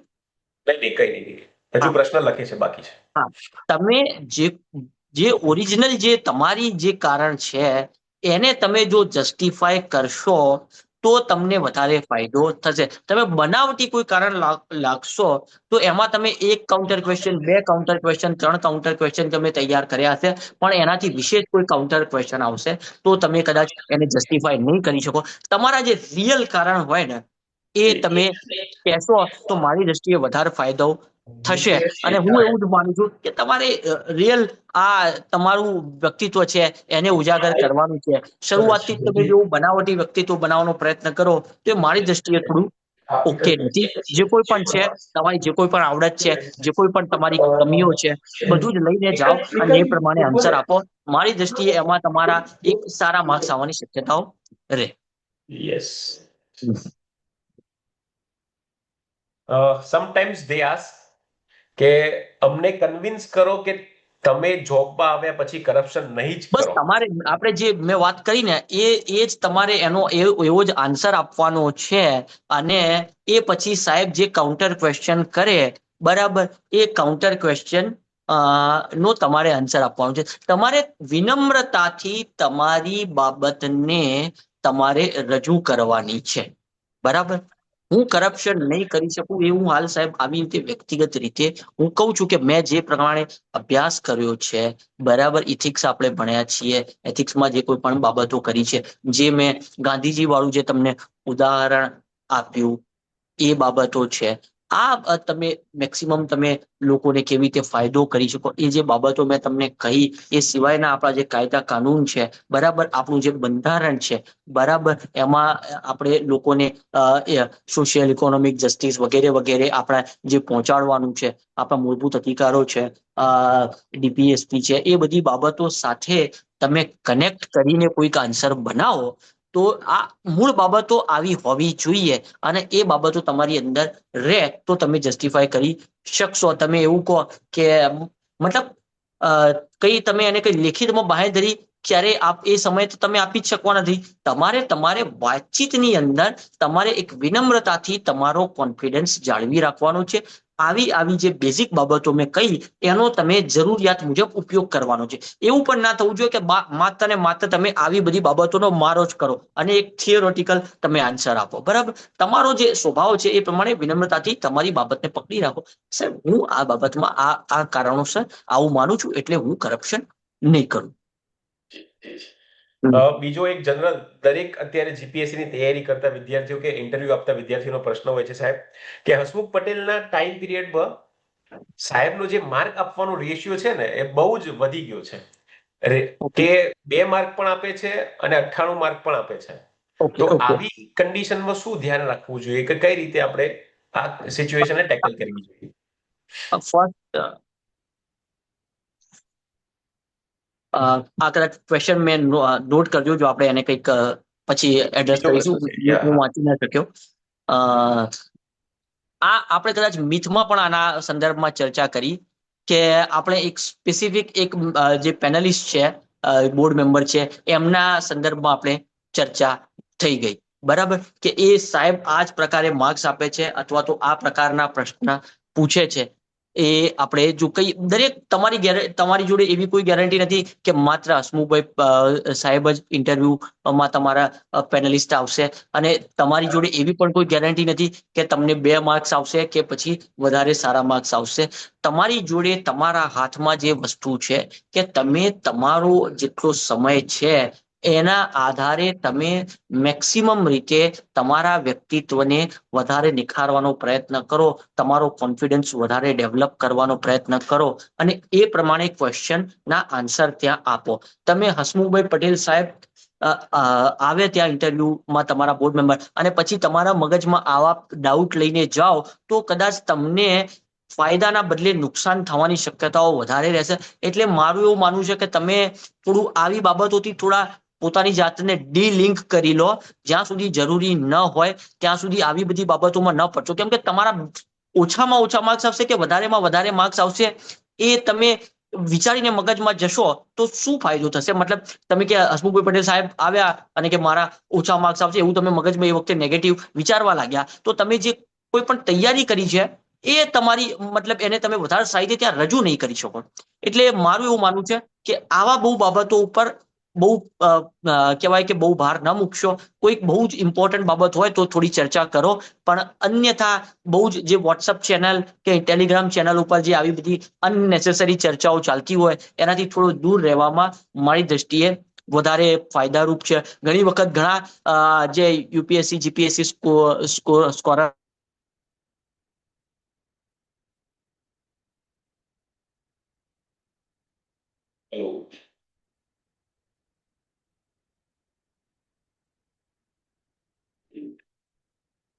I think check થોડું research.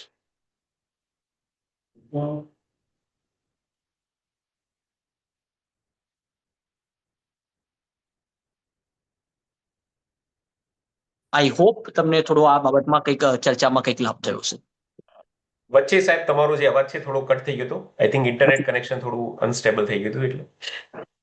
તો ફરી આન્સર આપવો છે કે કઈ આઈ થિંક એન્ડ ઉપર જતા તમે તમારો આન્સર આપવાની અંદર. ઓકે, સ્ટીલ મતલબ આ બાબતમાં કોઈ ડાઉટ હોય તો મતલબ મારું એવું જ કેવું છે કે જે મિથમાં આપણે જે વાત કરી કે બહુ જ જે ઇન્ટરવ્યુ પેનલિસ્ટ છે એમનું જે નેચર છે એમને બહુ જ એનાલિસિસ કરી અને તમારા ઉપર હાવી ન થવા દો. તમારી જે તૈયારી છે એના ઉપર ભરોસો રાખો અને તમારે જે પ્રેક્ટિસ કરવી છે એ પ્રેક્ટિસ કરો અને એ પ્રમાણે તમે આન્સર આપો તો તમને મારી દ્રષ્ટિએ વધારે ફાયદો રહેશે. યસ. જે આ જનરલ ક્વેશ્ચન હોય છે જે શરૂઆત જે કોઈ પણ વિદ્યાર્થી પહેલી વાર મોક આપવા જતા જીપીએસસી ના ઇન્ટરવ્યુની અંદર ઇન્ટ્રોડક્શન આપવા માટે જતા હોય ત્યારે પ્રશ્ન થાય છે કે જીપીએસસી માં ઇન્ટ્રોડક્શનમાં નામ તો નથી બોલવાનું, ઓકે, ડાયરેક્ટ ગ્રેજ્યુએશન વિશે માહિતી આપવાની, હોબી ના કહેવાની હોય તો ઇન્ટ્રોડક્શન બહુ જ ટૂંકું ના લાગે કેમ કે ગ્રેજ્યુએશન પછી ડાયરેક્ટ પ્રિપરેશન કરી જ છે. તો ઇન્ટ્રોડક્શનના અંદર કઈ રીતે તમે આને જસ્ટિફિકેશન આપશો? જો તમારું ઇન્ટ્રોડક્શન જો એ માણસોને પણ ખબર ટૂંકું લાગે નહીં, ટૂંકું જો જેટલું હોવાનું છે એટલું હોવાનું છે ને તમે માની લો કે ગ્રેજ્યુએશન હાલ તમારું પૂરું થયું અને તમે સીધા જ ત્યાં પહોંચ્યા છો, બરાબર, તો એ ઓલવેઝ ટૂંકું જ હોવાનું ને. એ તો એ સામેવાળા પેનલિસ્ટ મેમ્બરને પણ ખ્યાલ છે ને.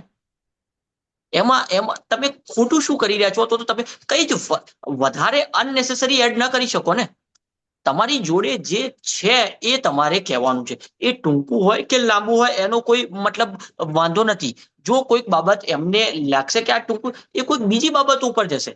એ લોકો પણ એમની જોડે પણ કેવી રીતે ક્વેશ્ચન કરવા, એમનો જેટલો વાસ્ટ અનુભવ છે તો એના પરથી એમને બહુ જ બધો ખ્યાલ હોય છે. એટલે આપણે એવી ચિંતા કરવાની જરૂર નથી કે તમારું ઇન્ટ્રોડક્શન બહુ જ ટૂંકું લાગશે. તમારું જે ઇન્ટ્રોડક્શન છે, જે જીપીએસસી ના ફોર્મેટમાં છે, એ જેટલા સમયમાં તમને પૂરું થાય છે, ઇટ્સ કમ્પ્લીટલી ઓકે. તમે એની કોઈ બહુ ચિંતા ના કરશો. આર્ટિફિશિયલ કંઈ બનાવવા ન જશો, આવી મારી વિનંતી છે. બરાબર, જે છે એને તમે તમારા શબ્દોમાં ઢાળો અને તમે કહો. નવું કંઈક એડ કરવા ન જશો. બરાબર. યસ. હોમ ટાઉન વિશે કહી શકાય ઇન્ટ્રોડક્શનમાં? ના, હોમ ટાઉન વિશે તમે ના કહો, કારણ કે સાહેબ એનાથી શું થાય, ઘણીવાર બાયસનેસ આવતી હોય છે, એ લોકો ના પાડે છે કે Okay. હોમ ટાઉન વિશે મેન્શન તમે ના કરો, અનલેસ કે તમને લોકો સ્પેસિફિકલી પૂછે છે. બિલકુલ. જરૂર લાગે ત્યારે એ લોકો તમને પૂછે છે. જેમ કે મેં મારી કોલેજનું નામ કે એવું તો કઈ નતું કહ્યું, પણ મેં જે અભ્યાસ કર્યો છે એ મને કહ્યો. બરાબર, તો પછી મને સાહેબે એના સંદર્ભમાં ક્વેશ્ચન પૂછ્યો કે ભાઈ તમારી કોલેજનું નામ શું? બરાબર, તો મેં કહ્યું એમપી શાહ મેડિકલ કોલેજ. તો પછી મને એમપી શાહ શું છે, એના સંદર્ભમાં એ શેના માટે જાણીતા હતા, એવા સંદર્ભમાં મને ક્વેશ્ચન પૂછ્યા. બરાબર, એમને જો જરૂરી લાગે એ બાબત પૂછશે. હવે એ જામનગરમાં છે કોલેજ, તો એના સંદર્ભમાં, એની આસપાસના સંદર્ભમાં પછી સાહેબને બીજા કોઈ સાહેબે ક્વેશ્ચન પૂછ્યા. બરાબર, કે એનું શું મહત્વ છે, આપણે સ્ટ્રેટેજિકલી કઈ રીતે લોકેટેડ છે, તો એનું મહત્વ આપણી સંરક્ષણ દ્રષ્ટિએ એને શું છે, એવા કંઈક ક્વેશ્ચન પૂછ્યા. તો એમને જરૂર લાગશે તો એ ચોક્કસપણે પૂછશે. બરાબર, એટલે તમે બહુ જ ચિંતા ના કરશો, અનનેસેસરી ચિંતાઓ ક્રિએટ ન કરશો. જી જી, એક્ઝેક્ટલી. બીજો એક પ્રશ્ન છે કે I mentioned philosophy as an interest. So how deep they would go? એ તો હવે એમના ઇન્ટરેસ્ટ ઉપર છે અને તમારા નોલેજ ઉપર છે. તમે ફિલોસોફી કહો તો ફિલોસોફી તો બહુ જ જનરલ વસ્તુ છે. બરાબર, ફિલોસોફીનું જનરલ આપણે કહીએ કે ફિલોસોફી જ્યારે આપણે ભણીએ તો એ મતલબ બે પાર્ટમાં જનરલી કહીએ આપણે, ઇન્ડિયન ફિલોસોફી, વેસ્ટર્ન ફિલોસોફી. બરાબર, પછી એના સંદર્ભમાં કોઈ પૂછી શકે, જનરલ તમને ક્વેશ્ચન પૂછે કે ભાઈ વોટ ઇઝ ફિલોસોફી, ફિલોસોફીમાં શું ચર્ચા થાય છે, કે ભાઈ જીવ જગત અને ઈશ્વરની આપણે ચર્ચાઓ કરીએ છીએ. હવે પછી એમને કોઈ ફિલોસોફર ગમતો હોય તો એના ઉપર લઈ જાય. બરાબર, તો એ બહુ જ બ્રોડ વસ્તુ છે. એટલે હા, આનો જવાબ હું આપી શકીશ, કારણ હા, કે બિલકુલ બિલકુલ બિલકુલ. એસીએ હા હા, માટેનું જે ઇન્ટરવ્યુ હતું એની અંદર મારો મેં ઇન્ટરેસ્ટ કીધું હતું કે મને ફિલોસોફિકલ બુક્સ વાંચવી ગમે છે. બિલકુલ તો બિલકુલ. તરત આશા મેડમનું મારું બોર્ડ હતું, અને આશા મેડમે લિટરલી સર્ચ કર્યું છે એમના ટેબની અંદર, અને એ સર્ચ કરીને પ્રશ્નો પૂછ્યા હતા મને કે ડિયોન્ટોલોજીકલ આર્ગ્યુમેન્ટ ઓફ ગોડ, એટલે કે ભગવાન વિશેની કઈ કઈ આર્ગ્યુમેન્ટ છે એના મને તમે જણાવો. પછી 2-4 ફિલોસોફિકલ બુક્સ ઉપર ડિસ્કશન ચાલી હતી. તો આ પ્રકારના પ્રશ્નો ફિલોસોફીની અંદર પૂછી શકાય છે, કારણ કે બહુ વાસ્ટ સબ્જેક્ટ છે. ફિલોસોફીની અંદર બધી જ વસ્તુ આવતી હોય છે. ચોક્કસપણે. એટલે જો તમારો ઇન્ટરેસ્ટ હોય તો તમે એ કહી શકો, પણ તમે એવું પ્રેડિક્ટ કરવું થોડું મુશ્કેલ છે. એ જો કોઈ માણસને ઇન્ટરેસ્ટ હોય તો તમને એવું પૂછે કે ભાઈ તમે કઈ ફિલોસોફી, તમને હમણાં તમે કઈ પુસ્તક વાંચો છો, અથવા તો કઈ ફિલોસોફી તમને વધારે અનુકૂળ લાગે છે, કઈ ફિલોસોફી એડમિનિસ્ટ્રેશનમાં આપણે વધારે ઉપયોગ કરવી જોઈએ, એવા પ્રકારના ક્વેશ્ચન એમને પૂછવા હોય તો પૂછી શકે. બહુ જ ફેક્ચ્યુઅલ ક્વેશ્ચન, જે રીતે દિવ્યાંશે વાત કરી એવા એમને પૂછવા હોય તો પૂછી શકે. પણ એકદમ બિલકુલ પિન પોઈન્ટ ક્વેશ્ચન તમને હાલ આપણે કહી શકીએ એવું તો મારી દ્રષ્ટિએ કોઈ પણ ન કહી શકે. બરાબર, એના હું તમને કદાચ 50 ક્વેશ્ચન આપી શકું, 100 ક્વેશ્ચન આપી શકું, પણ એ 100 ક્વેશ્ચન પૂછાશે એમાંથી જ પૂછાશે એવી ગેરંટી હું પણ નહીં આપી શકું અને કોઈ પણ નહીં આપી શકે. ઇન્ટ્રોડક્શન ઉપર બધાના ઘણા બધા પ્રશ્નો છે કે એક આઈડિયલ ઇન્ટ્રોડક્શન કેવું આપવું જોઈએ, તો એક સાહેબ નમૂનો તમે આપી શકો છો? બે આ પ્રકારનું ઇન્ટ્રોડક્શન આપી શકાય. કદાચ તમે લોકો કેવી રીતે આપો છો, કે ક્યાંક શું ઉપયોગ કરો છો? જીપીએસસી ના કન્ટેક્સ્ટના અંદર સાહેબ, જીપીએસસી ની અંદર આપણે નામ નથી હું એ જ આપતા. કહું છું કે એમાં કેમ કન્ફ્યુઝન આવે છે. કોઈ લોકો કેવું ઇન્ટ્રોડક્શન આપે છે, કોઈ જરા મને 1-2 માણસો કહેશે યસ.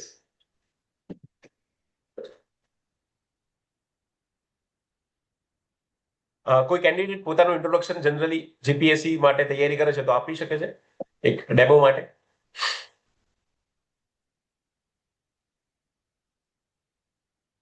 કોડ XYZ ગ્રેજ્યુએટ, હા, code XYZ graduation details, post graduation details, અને પછી કંઈક લખ્યું હતું. પછી શું લખ્યું હતું? પછી હોબી લખ્યું છે, હોબી. હા, તો હા sir, in that case can we mention some quote from the book or theories in the answer such as about karma theory? શું હતું કર્મા થિયરી ઓફ ગીતા? આ પ્રશ્ન શું હતું? હજી આખો ફિલોસોફિકલ વાળો પ્રશ્ન છે કે ફિલોસોફિકલ હોબી છે તમારી ફિલોસોફીની, હા, તો હા. એના અંદર આ પ્રકારના તમે કોટ્સનો, બુક્સનો, થિયરીનો ઉપયોગ કરી શકો છો. એટલે Obviously, તમારા આન્સરમાં જ્યારે જ્યારે તમને ઇન્ટ્રોમાં વાત કરો છો, અથવા તો એ જે હોબી વાળા પ્રશ્નની અંદર, હોબી વાળા પ્રશ્નની અંદર. હોબી વાળા પ્રશ્નમાં મતલબ કે તમે આ પ્રકારની બુક વાંચો છો એવું હા, કોઈ આન્સર તમે આપો છો તો આન્સરની અંદર તમે બુક કે થિયરી કે કોઈ કોટનો ઉપયોગ કરી શકો ખરા? બિલકુલ, તમને જો એ બાબત ત્યાં સેટ થતી હોય તો તમે કરી શકો, પણ એવું અનનેસેસરી એવું ના હોવું જોઈએ કે માત્ર ને માત્ર એ જ બાબત હોય અને તમારો કોઈ પર્સનલ મતલબ એની અંદર કોઈ ટચ ના હોય. તમારો થોડો ઘણો પર્સનલ ટચ એડ કરવાનો ટ્રાય તમે કરો અને એને જસ્ટિફાય કરવા માટે આવી કોઈ બાબતનો તમે ઉપયોગ કરો, એમાં કોઈ જ વાંધો નહીં. કરપ્શનના સંદર્ભમાં પણ આપણે ગાંધીજીનું જે વાત કરી, બીજા જે ફેક્ચ્યુઅલ બાબતોની, કાયદાની ને વાત કરી, બંધારણની પણ, હા, તમે એ બાબતોનો ઉપયોગ કરી અને તમારા મતલબ જે પ્રમાણે ક્વેશ્ચન પૂછ્યો છે એનો તમે આન્સર આપો તો ફાયદો રહે. તમે ચોક્કસપણે તમારી જોડે જે બેઝિક નોલેજ છે એનો ઉપયોગ કરીને આન્સર તમારો વધારે સારો, મજબૂત બનાવી શકો. યસ. યસ, સેમસંગ SM, બોલી શકો છો તમે. હેલો. કોઈકે એક લખ્યું હતું હેલો કે હેલો હા, પ્લીઝ હા. Please please. સર, ઘણીવાર આપણે પ્રાઇવેટ જોબમાંથી ગવર્મેન્ટ જોબમાં સ્વિચ થયા હોઈએ તો એનું જસ્ટિફિકેશન પ્રાઇવેટ આપણે એવી રીતે જોબમાંથી એક મિનિટ, ગવર્મેન્ટ પ્રાઇવેટ જોબમાંથી ગવર્મેન્ટ જોબમાં ગવર્મેન્ટ જોબમાં સ્વિચ થયા આવ્યો છું, હોઈએ. ઠીક છે. હા, તો આપણે આ કારણ જોબ સેફટી ઓર જોબ સેટિસ્ફેક્શન, આ બેની વચ્ચે આપણને કાઉન્ટર પ્રશ્ન પૂછી શકે, તો આને હા, જસ્ટિફાય કેવી રીતે કરવું? ને પૂછી શકે, એમાં કશો જ વાંધો નથી ને. જોબ સેફટી, સિક્યોરિટી પણ જરૂરી છે. તમારે મતલબ જો તમે બધા જ જે આદર્શવાદી મતલબ જે સિદ્ધાંતો છે એ બધા જ તમારા ઉપર લાગુ પડે એવું ન હોય. તમારે વ્યવહારિક બનવાનું છે, બરાબર. જોબ સિક્યોરિટીની જો તમે મારા મતલબ માતા પિતાના સ્વાસ્થ્યનું ધ્યાન રાખવાનું છે, મારી ફેમિલી ચલાવવાની છે, મારા બાળકોને સારો અભ્યાસ કરાવવાનો છે, બરાબર. તો એ સંદર્ભમાં જોબ સિક્યોરિટીની તમે આશા રાખતા હોય તો એમાં ખોટું શું છે? જોબ સિક્યોરિટી બધાને જોઈ, કેમ ન જોઈ? મતલબ જે એ પ્રકારનો માણસ હોય એમને જોબ સિક્યોરિટી જોઈતી હોય તો એમાં શું ખોટું છે, બરાબર. જોબ સિક્યોરિટી અને જોબ સેટિસ્ફેક્શન, જો તમે જોબમાં સેટિસ્ફેક્શન તો તમને જો નહીં મળે તો તમે પરેશાન થશો અને ના તો તમે તમારી જોબને જસ્ટિફાય કરી શકશો કે ના તો તમે તમારા ઘરે એને વર્ક લાઈફ બેલેન્સ કરી શકશો. એટલે આ બંને વસ્તુનું સિન્થેસિસ તરફ તમે આગળ વધો, બરાબર. તમે બિલકુલ ઇન્ટરેસ્ટ ના હોય એવી તમે જોબ કરશો તો તમે એ જોબને જસ્ટિફાય નહીં કરી શકો, તમને મજા નહીં આવે, બરાબર. અને તમે એમાં સારું કામ નહીં કરી શકો. તમે બિલકુલ એવું લાગશે કે ભાઈ હું ખાલી જસ્ટ અનનેસેસરી કામ કરી રહ્યો છું, તો એ તમને મજા નહીં આવે. જોબ સેટિસ્ફેક્શન, જોબ સિક્યોરિટી બધાનું એક સિન્થેસિસ ની દિશામાં તમે આગળ વધતા હોય એવું તમે જો કરો તો એ મારી દ્રષ્ટિએ વધારે સારું રહેશે. Yes.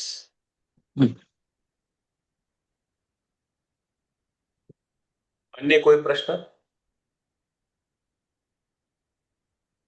How Why to to say join why to civil service if you have no specific inspiration? No specific મતલબ તમને કેમ કરવી છે, કંઈક તો છે ને. તમારે મતલબ પગાર જોઈએ છે, જોબ સિક્યોરિટી જોઈએ છે, તમારે કંઈક કામ કરવું છે, નથી કરવું, તમે કોઈક માણસને સિવિલ સર્વન્ટ તરીકે જોયો છે, અથવા તો કોઈ જ ઓપ્શન નથી બીજો કોઈ એટલે તમારે કરવું છે. કંઈક તો બાબત હશે ને કે તમે તૈયારી કરવાની શરૂ કેવી રીતે કરી, ફેમિલી કંઈક તો પ્રેશર. હશે. હા હા, તમે એ પણ કહી શકો. તમે કેમ ન કહી શકો? તમે તમારી બાબતે મતલબ કશું જ ખોટું નથી, કશું જ ખોટું નથી, બરાબર. મને ધારો કે મારે ડોક્ટર બનવું એ મારી કોઈ પ્રાઇમરી, મને એવું એ વખતે એવું બહુ જોરદાર મોટિવેશન નતું કે ભાઈ મારે ડોક્ટર બનવું છે, બરાબર. પણ એ પ્રકારની વ્યવસ્થા પ્રમાણે મને મેડિકલમાં એડમિશન મળ્યું, બરાબર. તો મેડિકલ એડમિશન કઈ છોડવું એ પ્રેક્ટિકલ નિર્ણય નથી, બરાબર. મને ગવર્મેન્ટ સારી મેડિકલ કોલેજમાં એડમિશન મળી રહ્યું છે અને અત્યારે મેં તમને જેમ કે એ કદાચ હું ત્યાં ના ગયો હોત તો મેં તમને બીડી ગુપ્તા સાહેબનું એક્ઝામ્પલ ના આપ્યું હોત. મારી જોડે ત્યાં હું ચર્ચામાં બીડી ગુપ્તા સાહેબ, સુધા યાદવ મેડમ, એમના હું એક્ઝામ્પલ આપું છું કેમ કે હું એમની જોડેથી ઘણું બધું શીખ્યો છું. એટલે તમે એવું બિલકુલ ન સમજો કે તમે તમારા મગજમાં જે આન્સર છે એ લોકોને ગમશે જ નહીં, અથવા તમારું જે ઓરિજિનલ જે કારણ છે અથવા તો થોટ છે એ બિલકુલ ઇનવેલિડ છે. ના, એવું નથી. એટલે એવી ચિંતા કે એવી શરમ મૂકી દો. જે કોઈ પણ બાબત લાગે એને તમે વ્યવસ્થિત રીતે આર્ટિક્યુલેટ કરી અને તમે આન્સર આપી શકો, એવું કોઈ ચિંતાનો વિષય નથી. આઈ હોપ થોડો ઘણો આઈડિયા આવ્યો છે. સ્ટીલ આમાં કોઈ કાઉન્ટર ક્વેશ્ચન હોય તો કહો. બહુ જ ક્રક્સ હું જો તમને કહું ને તો મને બહુ જ બનાવટી બાબતો બનાવવી કરવી સર, પણ ફાઇનાન્શિયલ અને ફેમ નેમ તો એવોઇડ કરવાનું હોય છે ને. ફાઇનાન્શિયલ અને ફેમ નેમ મતલબ પેલું કે કેમ તમે સિવિલ સર્વિસ જોઈન કરવા ફાઇનાન્શિયલ તો તમને તમારો પગાર તો જે મળવાનો છે ને યાર. તમે કઈ એવું તમે કોઈ સિવિલ સર્વિસમાં તમે જો જોઈન કરો તો તમે તમારો પગાર છોડવાના છો? તમે જો એવી રીતે કહેતા હો તો તમે એને અવોઇડ કરી શકો.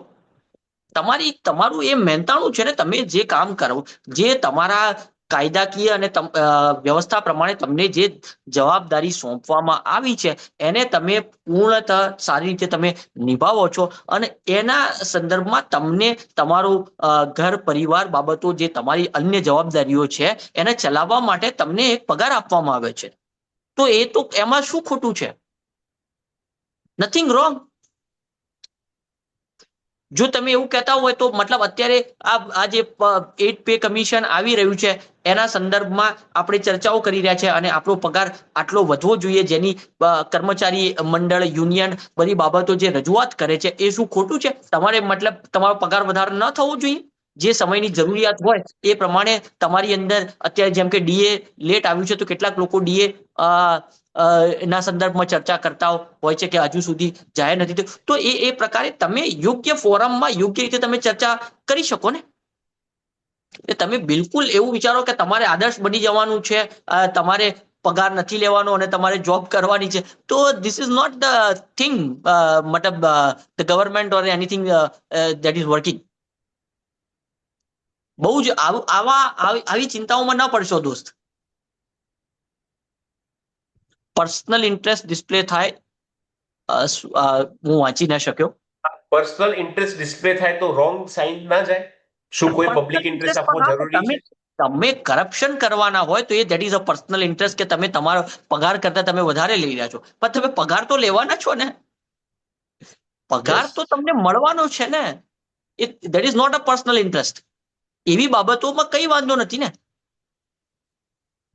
તમે કોઈ અનડ્યુ મતલબ એ પ્રકારનો ફેવર તમે ન લઈ શકો, બરાબર, પણ તમારી જે તમે ફરજ નિભાવી રહ્યા છો એ ફરજના સંદર્ભમાં તમને મહેનતાણું મળે અને તમારી ફરજના સંદર્ભમાં તમને જે ઓફિસ માં જે કોઈ પણ વ્યવસ્થા તમને મળવી જોઈએ કે જેથી તમે તમારું કામ કરી શકો, બરાબર. તો એ તો તમારે એના વગર તમે કેવી રીતે કામ કરશો? એ તો તમારે લેવાની છે ને. તમે એમ કહો કે હું ઓફિસ પણ નહીં લઉં, હું ઘર પણ નહીં લઉં, હું પગાર પણ નહીં લઉં, તો એ તો કેવી રીતે કામ ચાલશે? Right? It's not practical. Yes.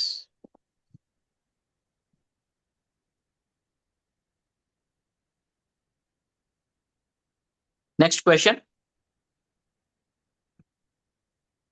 I think sir બધા જ પ્રશ્નોના તમે સેટિસ્ફેક્ટરી આન્સર આપી દીધા છે. આઈ હોપ હા, અને આઈ થિંક ટાઈમ પણ ઘણો થયો છે. આપણે પોણા 2 કલાક જેવો ટાઈમ આ સેશન અંદર થઈ ગયો છે. તો ચોક્કસ. સેશનને હવે આપણે લાસ્ટ ક્વેશ્ચન છે. હા, પ્લીઝ. ઘણીવાર એવા ક્વેશ્ચન પૂછે કે જેનો આન્સર થોડોક લોંગ આવતો હોય, જેમ કે યુસીસી વિશે પૂછી લીધું આપણને, તો એનો આન્સર ઓબ્વિયસ છે, 5, 6, 7 સેન્ટેન્સમાં જવાનો છે. ઓકે. નેગેટિવ ઇમ્પ્રેશન પડે ખરી એનાથી? ના. તમે એમાં શું નેગેટિવ 5, 6, 7 મતલબ સેન્ટેન્સ બિલકુલ થાય. તમે મતલબ એમાં રિપીટેટિવ નથી બોલતા, અથવા તો તમે બિલકુલ અનનેસેસરી જે વસ્તુ જરૂરી નથી, મુખ્ય મુદ્દાઓથી ભટકી અને તમે અનનેસેસરી બાબતો જણાવતા હોય, બહુ જ એ પ્રમાણે તમે આર્ટિફિશિયલી લેન્ધી બનાવતા હોય, તો એ કદાચ યોગ્ય ના કહેવાય. પણ જેટલો આન્સર એનો થતો હોય એ તો આન્સર થવાનો જ છે. અને બહુ જ હલો, સાહેબ કન્ટિન્યુ. હા, તો બહુ જ અનનેસેસરી તમે એને લેન્ધી કરવાનો પ્રયત્ન કરતા હોય તો એ કદાચ યોગ્ય નથી. અને જ્યારે એવું કદાચ બહુ જ એવું લેન્ધી લાગતું હશે તો સાહેબ વચ્ચે પણ કદાચ તમને કાઉન્ટર ક્વેશ્ચન કરી શકે, અથવા તો એવું કહી શકે કે નહીં, મારો પૂછવાનો પ્રશ્ન મતલબ આ પ્રકારે હતો, તમે એ પ્રકારે આન્સર આપો. બરાબર, તો તમે એ રીતે કહી શકો. હા, માફ કરશો સાહેબ, હું જરા ક્વેશ્ચનને સમજી ન શક્યો. તો તમે એ બાબતને પછી એ રીતે ડાયવર્ટ કરીને તમે આન્સર આપો, તો એમાં કશો જ વાંધો નથી, કશું જ ખોટું નથી. બરાબર, એટલે એવી કોઈ ચિંતા ના કરશો. આર્ટિફિશિયલ મતલબ તમે અત્યારે જ માની લો કે તમે મને આટલા બધા ક્વેશ્ચન પૂછ્યા, તો કોઈકના આન્સર મેં થોડા લેન્ધી આપ્યા, કોઈકનો આન્સર મેં 2-4 સેન્ટેન્સમાં આપ્યો. બરાબર, તો એ જે ક્વેશ્ચનની જેવી રિક્વાયરમેન્ટ હોય એ પ્રમાણે આન્સર હોય જનરલી. હા, આઈ હોપ થોડું ક્લિયર થયું હશે.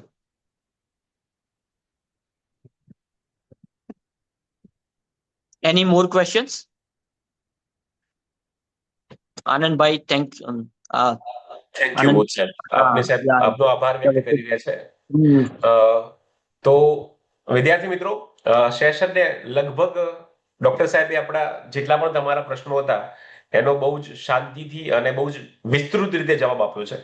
તો સૌપ્રથમ તો ફરીવાર ડોક્ટર સાહેબનો આભાર માનીએ છીએ આપ સૌના વતી, અને શુભ એકેડમી વતી ડોક્ટર સાહેબ આપ સૌનો આપનો ખૂબ ખૂબ આભાર કે આપનો જે પ્રીશિયસ ટાઈમ છે તમે કાઢીને વિદ્યાર્થીઓને, એસ્પિરન્ટ્સને એક યોગ્ય ડાયરેક્શન આપવાનો પ્રયત્ન કર્યો, અને એમના ઘણા બધા જે પ્રશ્નો હતા એ પ્રશ્નોનું સમાધાન પણ આપણે કરી આપ્યું.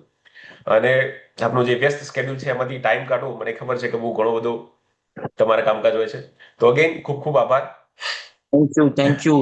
અંતમાં ફરી એકવાર આપ સૌને મારા તરફથી ખૂબ ખૂબ શુભકામનાઓ.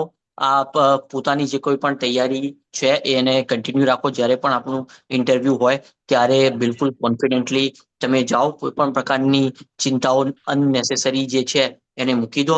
અને તમને જો કોઈ પણ થોડો ઘણો લાભ મારી દ્રષ્ટિએ થયો છે, એ સિવાય માની લો કે તમને એવું લાગે કે કોઈ મારી જરૂરિયાત છે, તો એની ટાઈમ તમે મને કોલ મેસેજ કરી શકો. દિવ્યાંશ જોડે મારો નંબર છે, ઇન્સ્ટા પર પણ તમે મને મેસેજ કરી શકો. તમને જે કોઈ પણ રીતે અનુકૂળ લાગે, તમને લાગે કે હું હેલ્પફુલ થઈ શકું એમ છું, તો ચોક્કસ મને જાણ કરજો. હું ચોક્કસ મારાથી બનતા પ્રયત્ન કરીશ કે તમને મદદરૂપ થઈ શકું. ઓકે, ચલો મિત્રો, ફરી એકવાર વિશ you all the best. Thank you. Thank you again. Okay, ચલો આવજો. બાય. તો સેશન આપણે કન્ક્લુડ કરીએ છીએ અહીંયા વિદ્યાર્થી મિત્રો. ઓકે, ચલો.